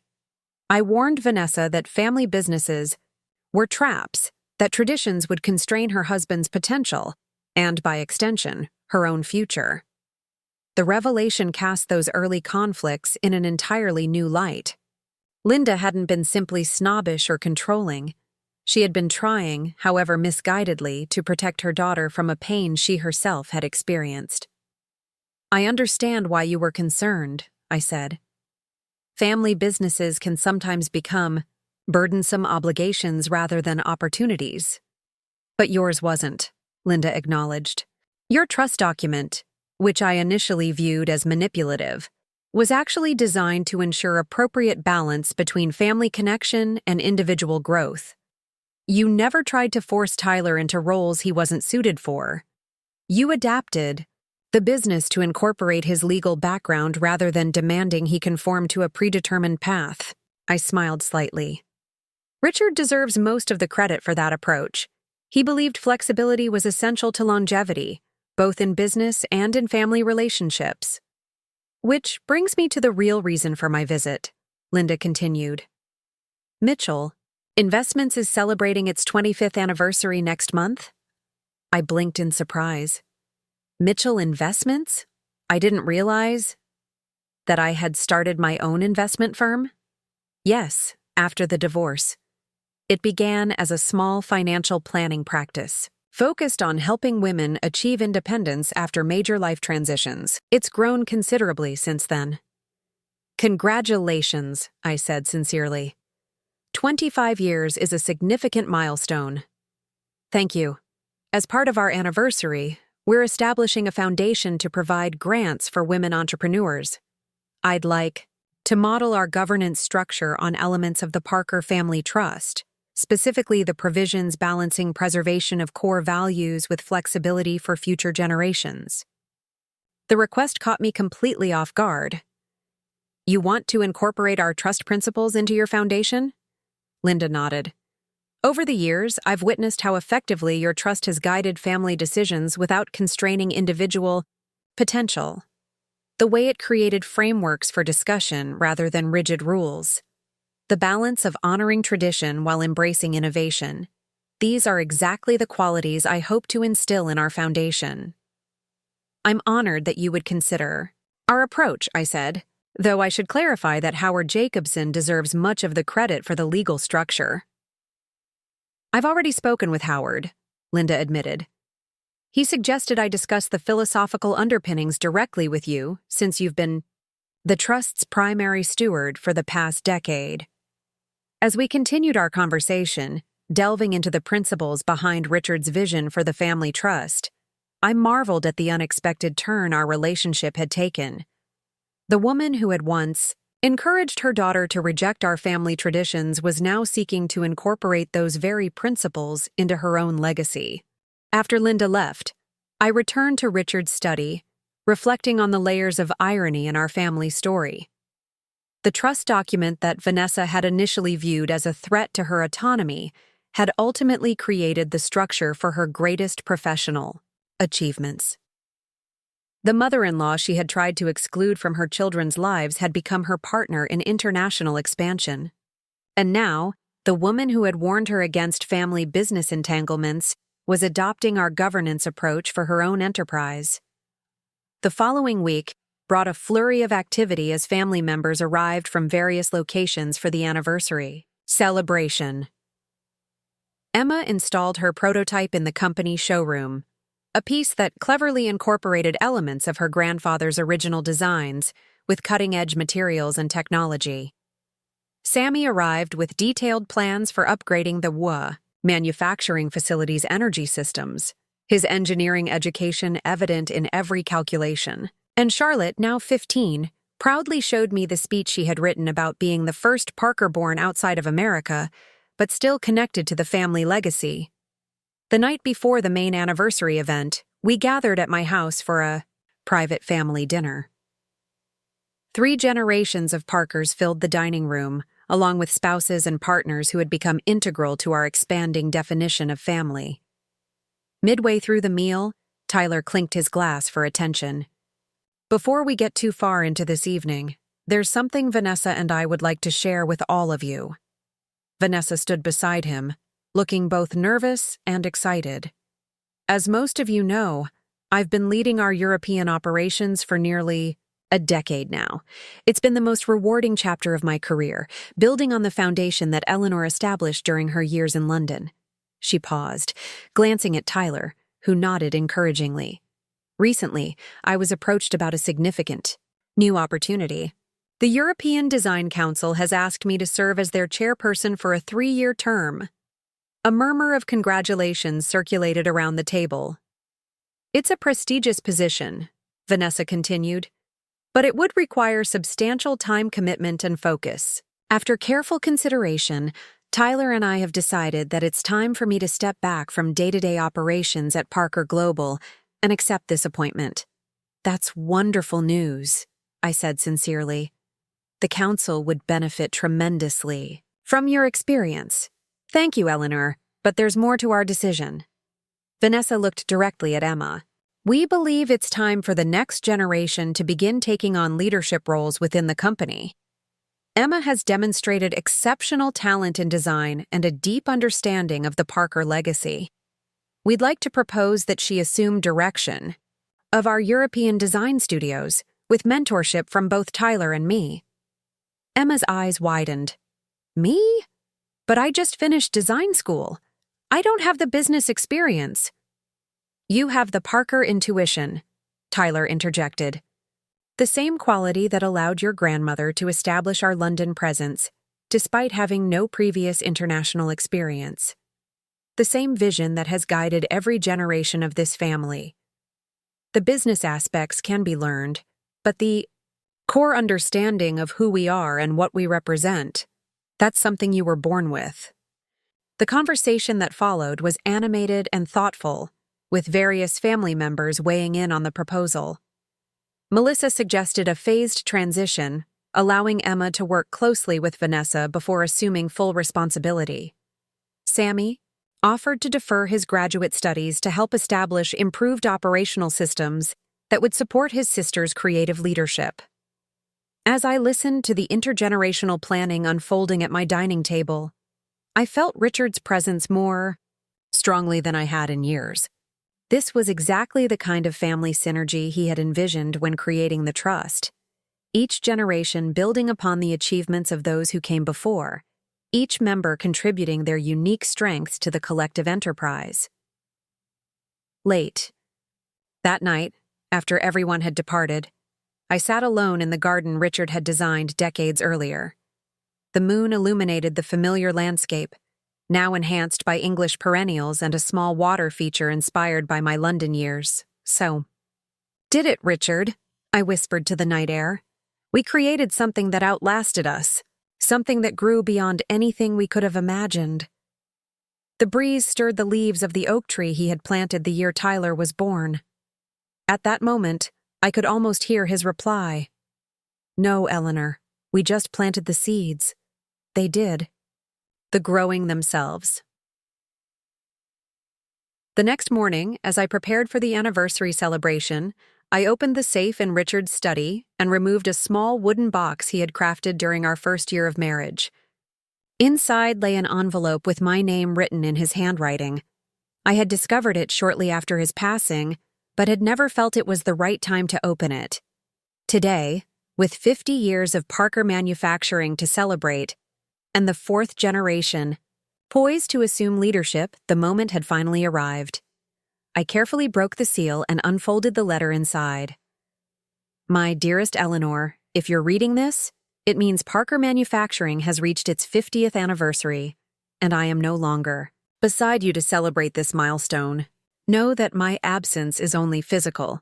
My pride in what you and our family have accomplished transcends all boundaries. When we started this journey, we were simply trying to build a future for ourselves and for Tyler. We could not have envisioned how far that humble beginning would take us all. The true measure of our success is not found in balance sheets or buildings, but in the connections that bind our family across generations. The trust document that caused you such concern when we created it was never about control.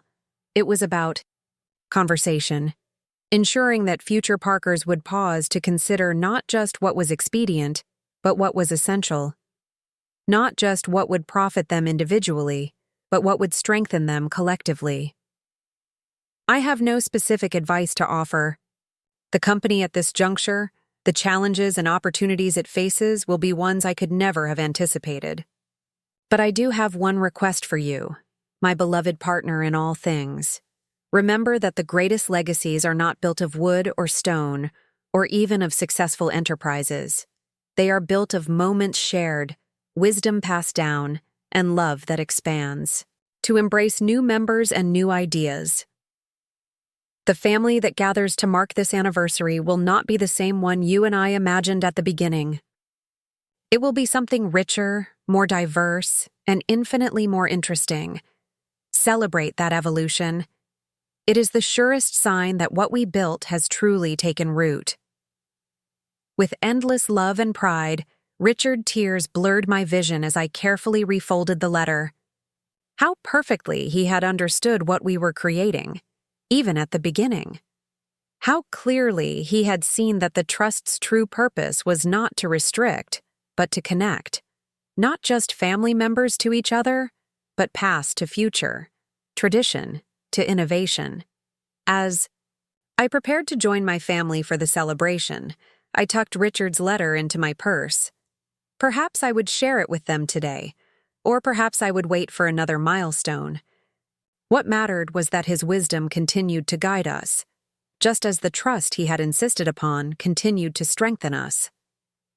The woman who had once been told she would never see her grandchildren again now stood at the center of a multi-generational family enterprise that spanned continents. The document that had caused such conflict had ultimately created our greatest opportunities, and the legacy that had seemed threatened had instead been renewed and expanded beyond anything we could have imagined. In the end, Richard had been right all along.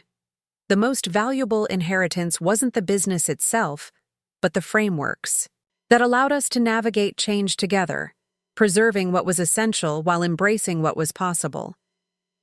The 50th anniversary celebration of Parker Manufacturing, now Parker Global, was a resounding success. Held simultaneously in Chicago and London with live video connections between the venues, it showcased the company's evolution from a modest cabinet shop to an international design powerhouse. Industry leaders, longtime employees and family members gathered to commemorate the journey and glimpse the future vision. Emma's acceptance of the European design leadership role had caused quite a stir in the design community. At 23, she was remarkably young for such responsibility, but her portfolio already displayed the rare combination of artistic vision and practical understanding that had defined the Parker approach for generations. The trade publications covered her appointment extensively, most noting the parallel to my own unexpected leadership of our London expansion years earlier. 6 months after the anniversary celebrations, I found myself contemplating another significant transition. My 80th birthday was approaching, and while I remained actively involved in company governance, the day-to-day operations had long since passed to younger hands. The question of what role I should play in this next chapter of both family and business weighed on my mind. It was Sammy who provided unexpected clarity during one of our weekly video calls. Now 21, he was completing his engineering degree at University College London while developing sustainable manufacturing processes for our European facilities. "Grandma, I've been meaning to ask you something," he said, his serious expression visible even through the screen. "Have you ever digitized Grandpa Richard's notebooks?" The question caught me off guard. His workshop notebooks? No, they're still in his study just as he left them. Why do you ask? I've been researching historical manufacturing techniques for my thesis, and I remembered you mentioning that Grandpa kept detailed records of his experiments with different joinery methods and finishes. That kind of documentation could be invaluable, not just for my research, but for the company archives. I smiled at my grandson's thoughtfulness. That's an excellent idea, Sammy. There are dozens of notebooks spanning nearly 50 years. Richard was meticulous about documenting his processes, especially the failures. He always said we learn more from what doesn't work than from what does. Exactly. And with Emma leading design innovation now, having access to Grandpa's thinking could provide incredible inspiration. The way he approached problems, it's part of our heritage that shouldn't be lost. After our call ended, I went to Richard's study and pulled out one of his early notebooks. The leather-bound journal contained sketches, calculations, and detailed notes on wood behavior under different conditions. His handwriting, precise and methodical, filled the margins with observations that went beyond mere technical details, philosophical musings on craftsmanship, responsibility to customers, and building furniture meant to outlast its maker. Sammy's suggestion crystallized into a purpose that felt exactly right for this stage of my life.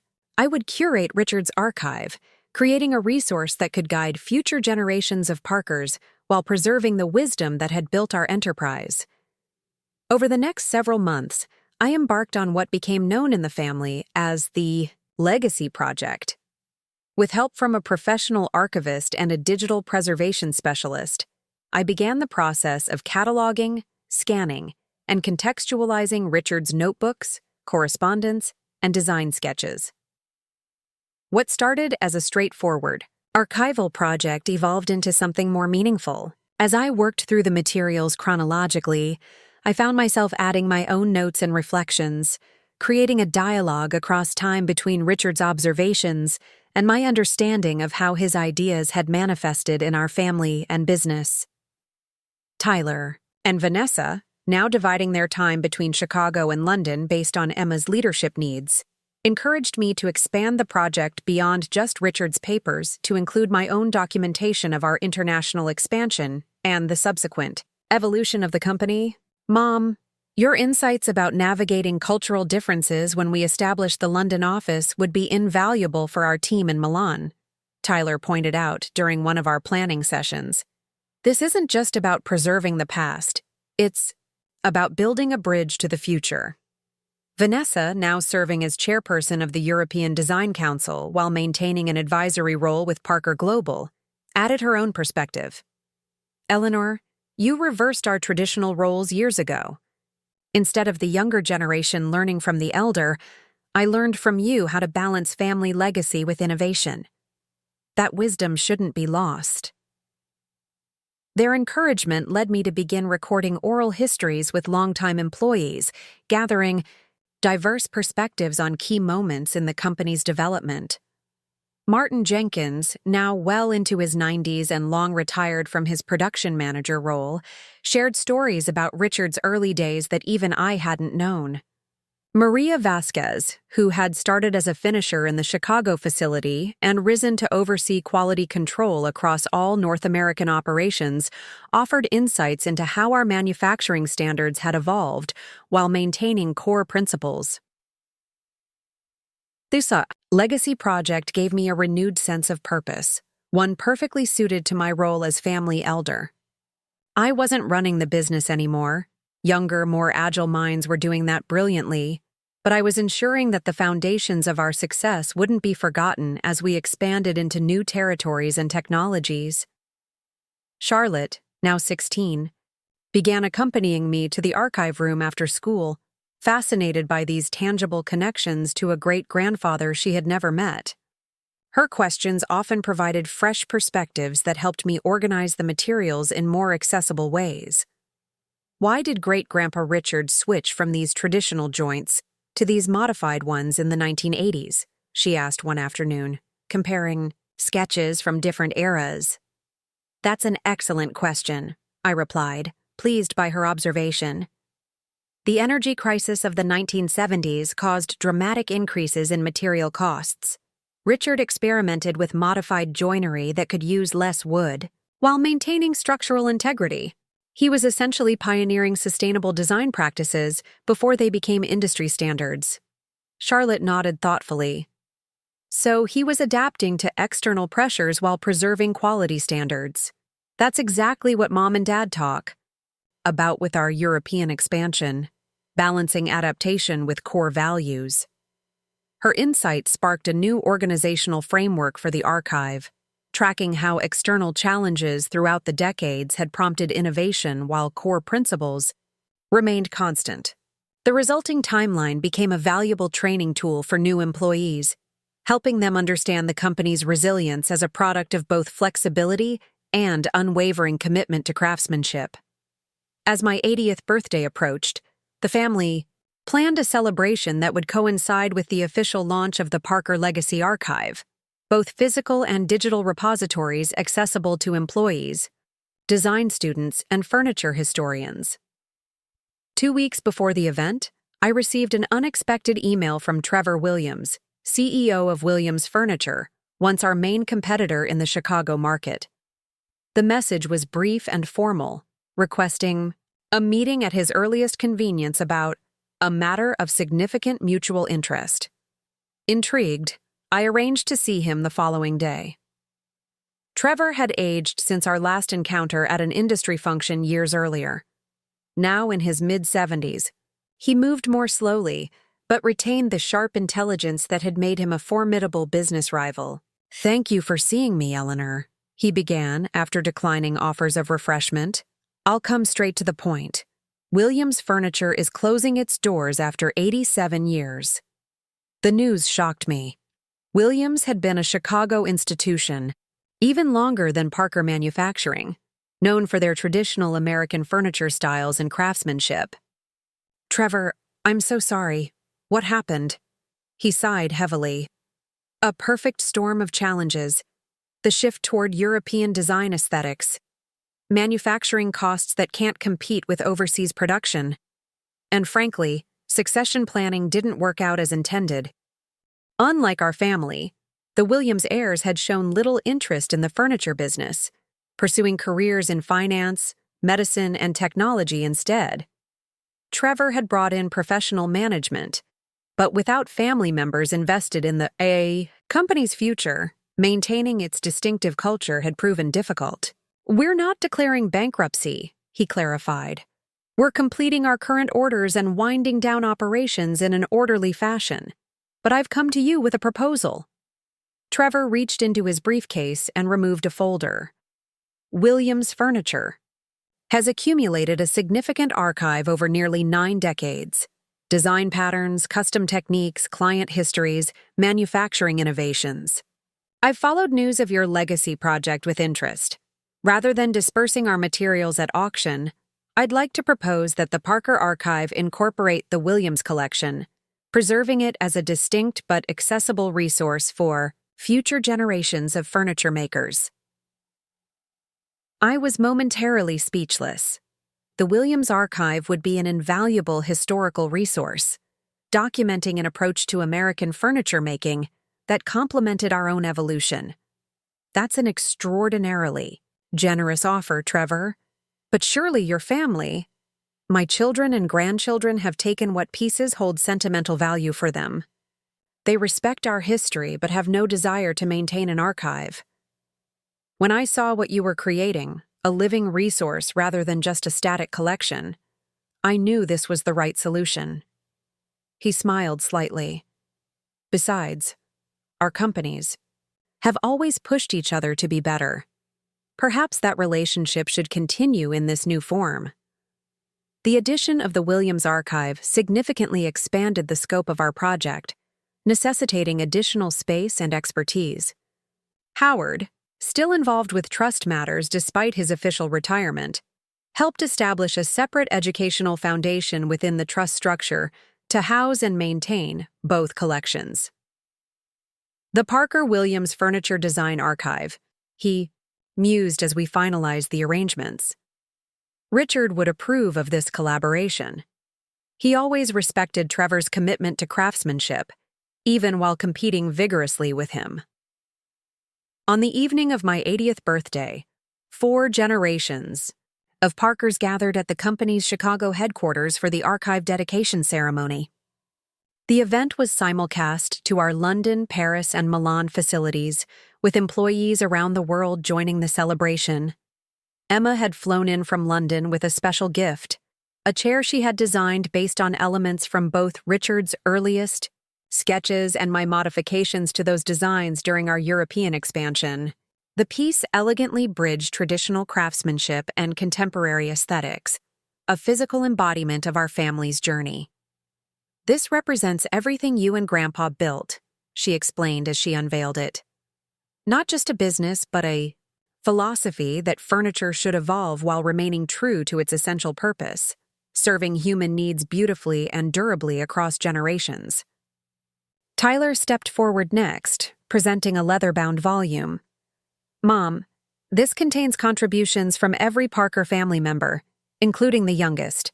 Personal reflections on what the Parker legacy means to each of us, how it has shaped our individual paths, and what we hope to contribute to its next chapter." As I paged through the book, I was moved by the diverse perspectives unified by common themes: responsibility to quality, respect for materials and processes, commitment to evolution without abandoning principles. Even 6-year-old Jacob, Melissa's grandson, had dictated a sweet note about learning to sand wood in great-grandma's special workshop. Sammy unveiled his gift next, a digital timeline integrating key company innovations with broader historical events, showcasing how Parker Manufacturing had repeatedly adapted to external challenges. The interactive display would become a central feature of the archive, helping visitors contextualize the collection's significance. Finally, Vanessa stepped forward. Our relationship had transformed so dramatically over the decades that it was sometimes difficult to remember the antagonism that had once characterized our interactions. The woman who had once threatened that I would never see my grandchildren again now stood before me as both family and business partner. "Eleanor, my gift is perhaps less tangible than the others," she began. "The European Design Council has established a scholarship in your name, the Eleanor Parker Cross-Cultural Design Fellowship. Each year, it will fund 2 emerging furniture designers for a year of study and practice across multiple countries, emphasizing the importance of understanding diverse design traditions while maintaining core craftsmanship values." I was deeply touched by the thoughtfulness of this gift, which encapsulated my own unexpected journey from Chicago to London and back again. "Thank you, Vanessa. That's a perfect reflection of what I've learned over these years. That growth often comes from stepping beyond familiar territories while carrying forward essential principles." The formal part of the evening concluded with the ribbon cutting for the new archive space, where the Parker and Williams collections would be housed side by side, their distinct approaches to American furniture making preserved for future study. and inspiration. Later, as the celebration continued more informally, I found a quiet moment with Charlotte, who had been unusually pensive throughout the evening. "Is everything all right?" I asked, joining her in a corner of the reception area. "You've been very quiet tonight." She smiled, reminiscent of her mother's practiced social expression, but with genuine warmth behind it. "I've been thinking about legacy, Grandma. Everyone talks about how Emma inherited Grandpa Richard's design sensibility and how Sammy carries forward his analytical mind. But where do I fit?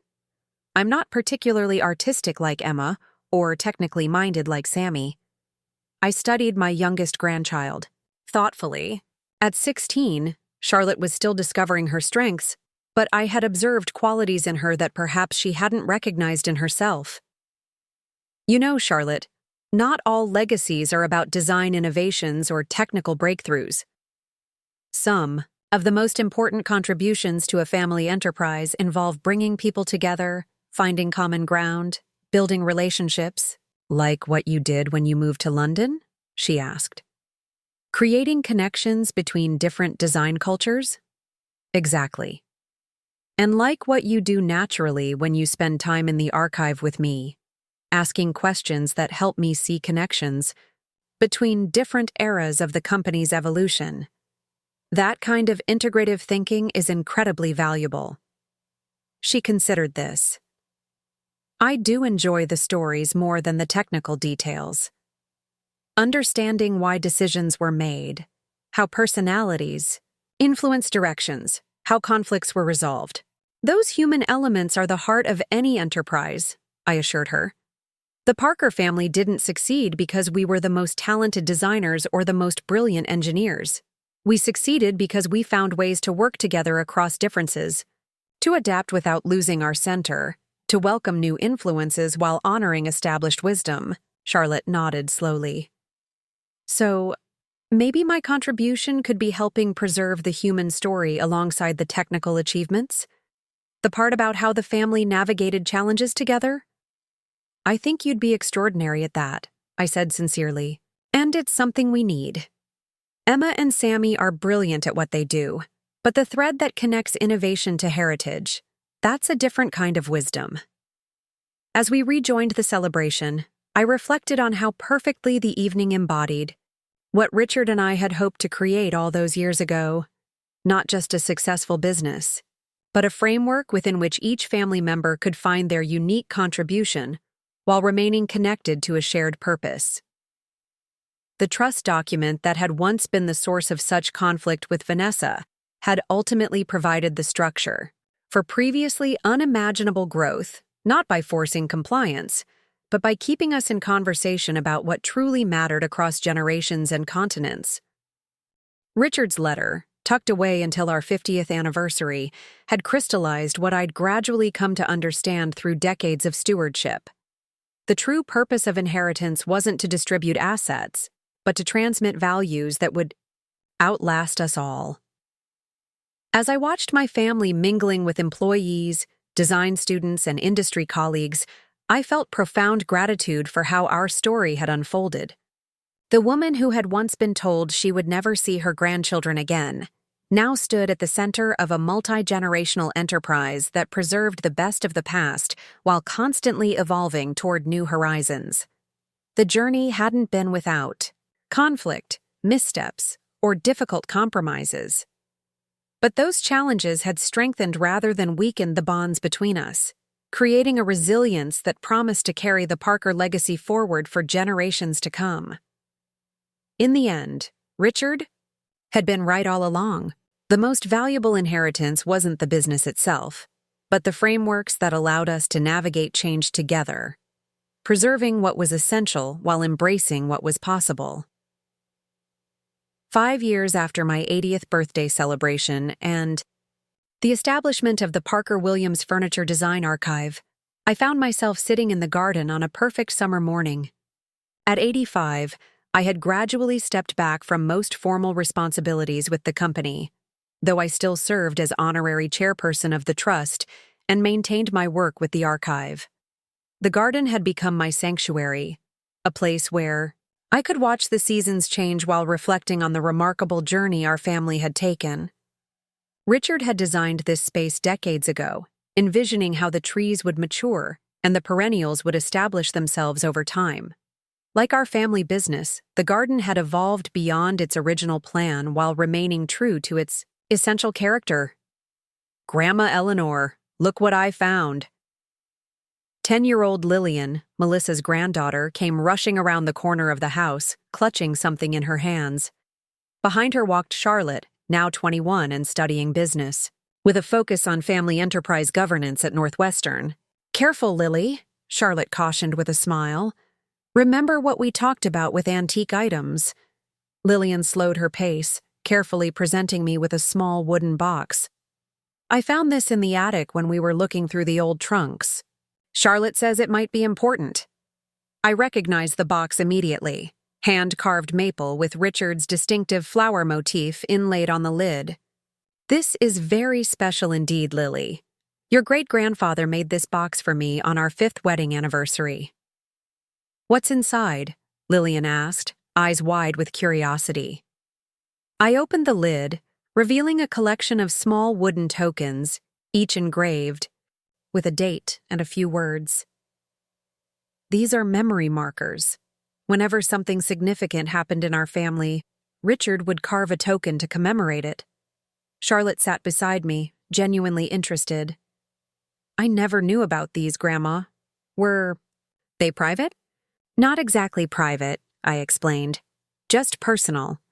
The kind of tradition that wasn't part of the formal family history, but meant something special to us. I lifted out one of the tokens, dated 47 years earlier. Tyler's first day at the workshop, I read aloud. Your father was 14, Charlotte. Richard brought him to the manufacturing facility that summer, and by the end of the day, Tyler had made his first dovetail joint. Lillian picked up another token, handling it with exaggerated care. Emma's design wins, she read slowly. That's my cousin Emma, the one in London. Yes, I smiled. That was when Emma won her first design competition at 16. Richard was so proud. He saw his own creative spirit in her even then. Charlotte examined the collection with new understanding. This is a different kind of archive, the personal moments that shaped our family, not just the business milestones. Exactly, I agreed. The business achievements are well documented in the company records. These tokens capture the human moments that connected us across generations. After Lillian had gone to join her cousins in the backyard, Charlotte remained, thoughtfully sorting through the wooden markers. Some of these date after Grandpa Richard's passing, she observed. You continued the tradition. I nodded. It felt important to maintain that connection, to keep adding to the family story. She held up a token dated shortly after our move to London. Vanessa joins the business, she read. That was a turning point, wasn't it? When my mother truly became part of the Parker legacy instead of fighting against it. One of the most significant turning points, I confirmed. Though the roots of that change began much earlier, with the trust document that initially caused such conflict between us. Charlotte had heard parts of this story throughout her life, but never the complete narrative. As the family's unofficial historian, she had recently begun conducting recorded interviews with various family members, creating an oral history to complement the company archives. Grandma, would you tell me the whole story sometime? About the conflict with Mom, the trust, how everything changed. I'd like to record it for the family archive, with your permission, of course. I considered her request. The story of Vanessa's initial rejection of the Parker family and her threat that I would never see my grandchildren again had softened over the decades, transformed from a painful conflict into a profound lesson about adaptation and growth. Think it's time, I agreed. Though Vanessa should participate too, it's her story as much as mine. She's arriving tomorrow for the board meeting, Charlotte reminded me. Perhaps we could do it then? I've been working on an interactive timeline for the archive that traces key family decisions alongside business milestones. and this would fill in some important gaps. The next afternoon, Vanessa and I sat in Richard's study while Charlotte set up her recording equipment. Now in her late 60s, Vanessa had maintained both her elegance and her drive, though her former sharpness had mellowed into thoughtful confidence. Her term as chairperson of the European Design Council had concluded, but she remained an influential figure in international design circles while advising Emma on strategic decisions. "Are you sure you want this story documented?" Vanessa asked with a slight smile. "I don't come across particularly well in the early chapters." "But that's what makes it valuable," Charlotte countered. "It shows how people and relationships can evolve, how conflicts can ultimately strengthen rather than damage a family enterprise." "She's right," I agreed. "Besides, the story doesn't end with our conflict. It continues through our partnership in London, the expansion into Europe, and, now, into the next generation's leadership. The full narrative is about transformation, not division." As Charlotte recorded our conversation, Vanessa and I recounted the journey from antagonism to alliance, how the trust provisions she had initially viewed as manipulative control had ultimately created the framework for her greatest professional opportunities and the family's most significant expansion. Looking back, Vanessa reflected, I can see how limited my perspective was. I viewed family traditions as constraints rather than foundations. I saw the business as a burden on Tyler rather than a platform for growth. I was so focused on separating from what had come before that I couldn't recognize its value. And I was equally limited in my thinking, I acknowledged. I saw your ambition as a threat rather than an asset. I couldn't imagine how your different perspective might strengthen rather than weaken what Richard and I had built. Charlotte listened intently, occasionally asking questions that revealed her deep understanding of family business dynamics. So, the trust document became a catalyst for communication rather than just a legal instrument? Exactly, Vanessa confirmed. It forced us to have conversations we were avoiding. Instead of silent resentment or passive resistance, we had to explicitly discuss our values, priorities, and visions for the future. The provisions about grandchildren's access that initially seemed so contentious ultimately led to our international expansion, I added. Without those specific conditions, we might never have developed the creative compromise that took us to London. As our conversation concluded, Charlotte asked one final question. What would you say is the most important lesson from this journey? For future generations of Parkers? Vanessa and I exchanged glances, each waiting for the other to respond first. I would say, Vanessa began carefully, that the greatest strength of a family enterprise isn't in rigid adherence to tradition or reckless pursuit of change, but in finding the balance between honoring heritage and embracing new possibilities. Nodded in agreement. And I would add that true legacy isn't about physical assets or even business success. It's about creating frameworks that allow each generation to contribute in their unique way, while remaining connected to a shared purpose. After Charlotte had packed up her equipment and left us to prepare for the board meeting, Vanessa lingered in Richard's study, examining the framed photograph of our European leadership team from 15 years earlier. Do you ever wonder what Richard would think of how everything evolved? She asked. How the conflict between us ultimately led to opportunities neither of us could have imagined. I smiled, thinking of Richard's letter that I had discovered on the company's 50th anniversary. I think he understood more than either of us realized. The trust wasn't designed to control future generations, but to ensure they remained in conversation with each other and with the principles that mattered most.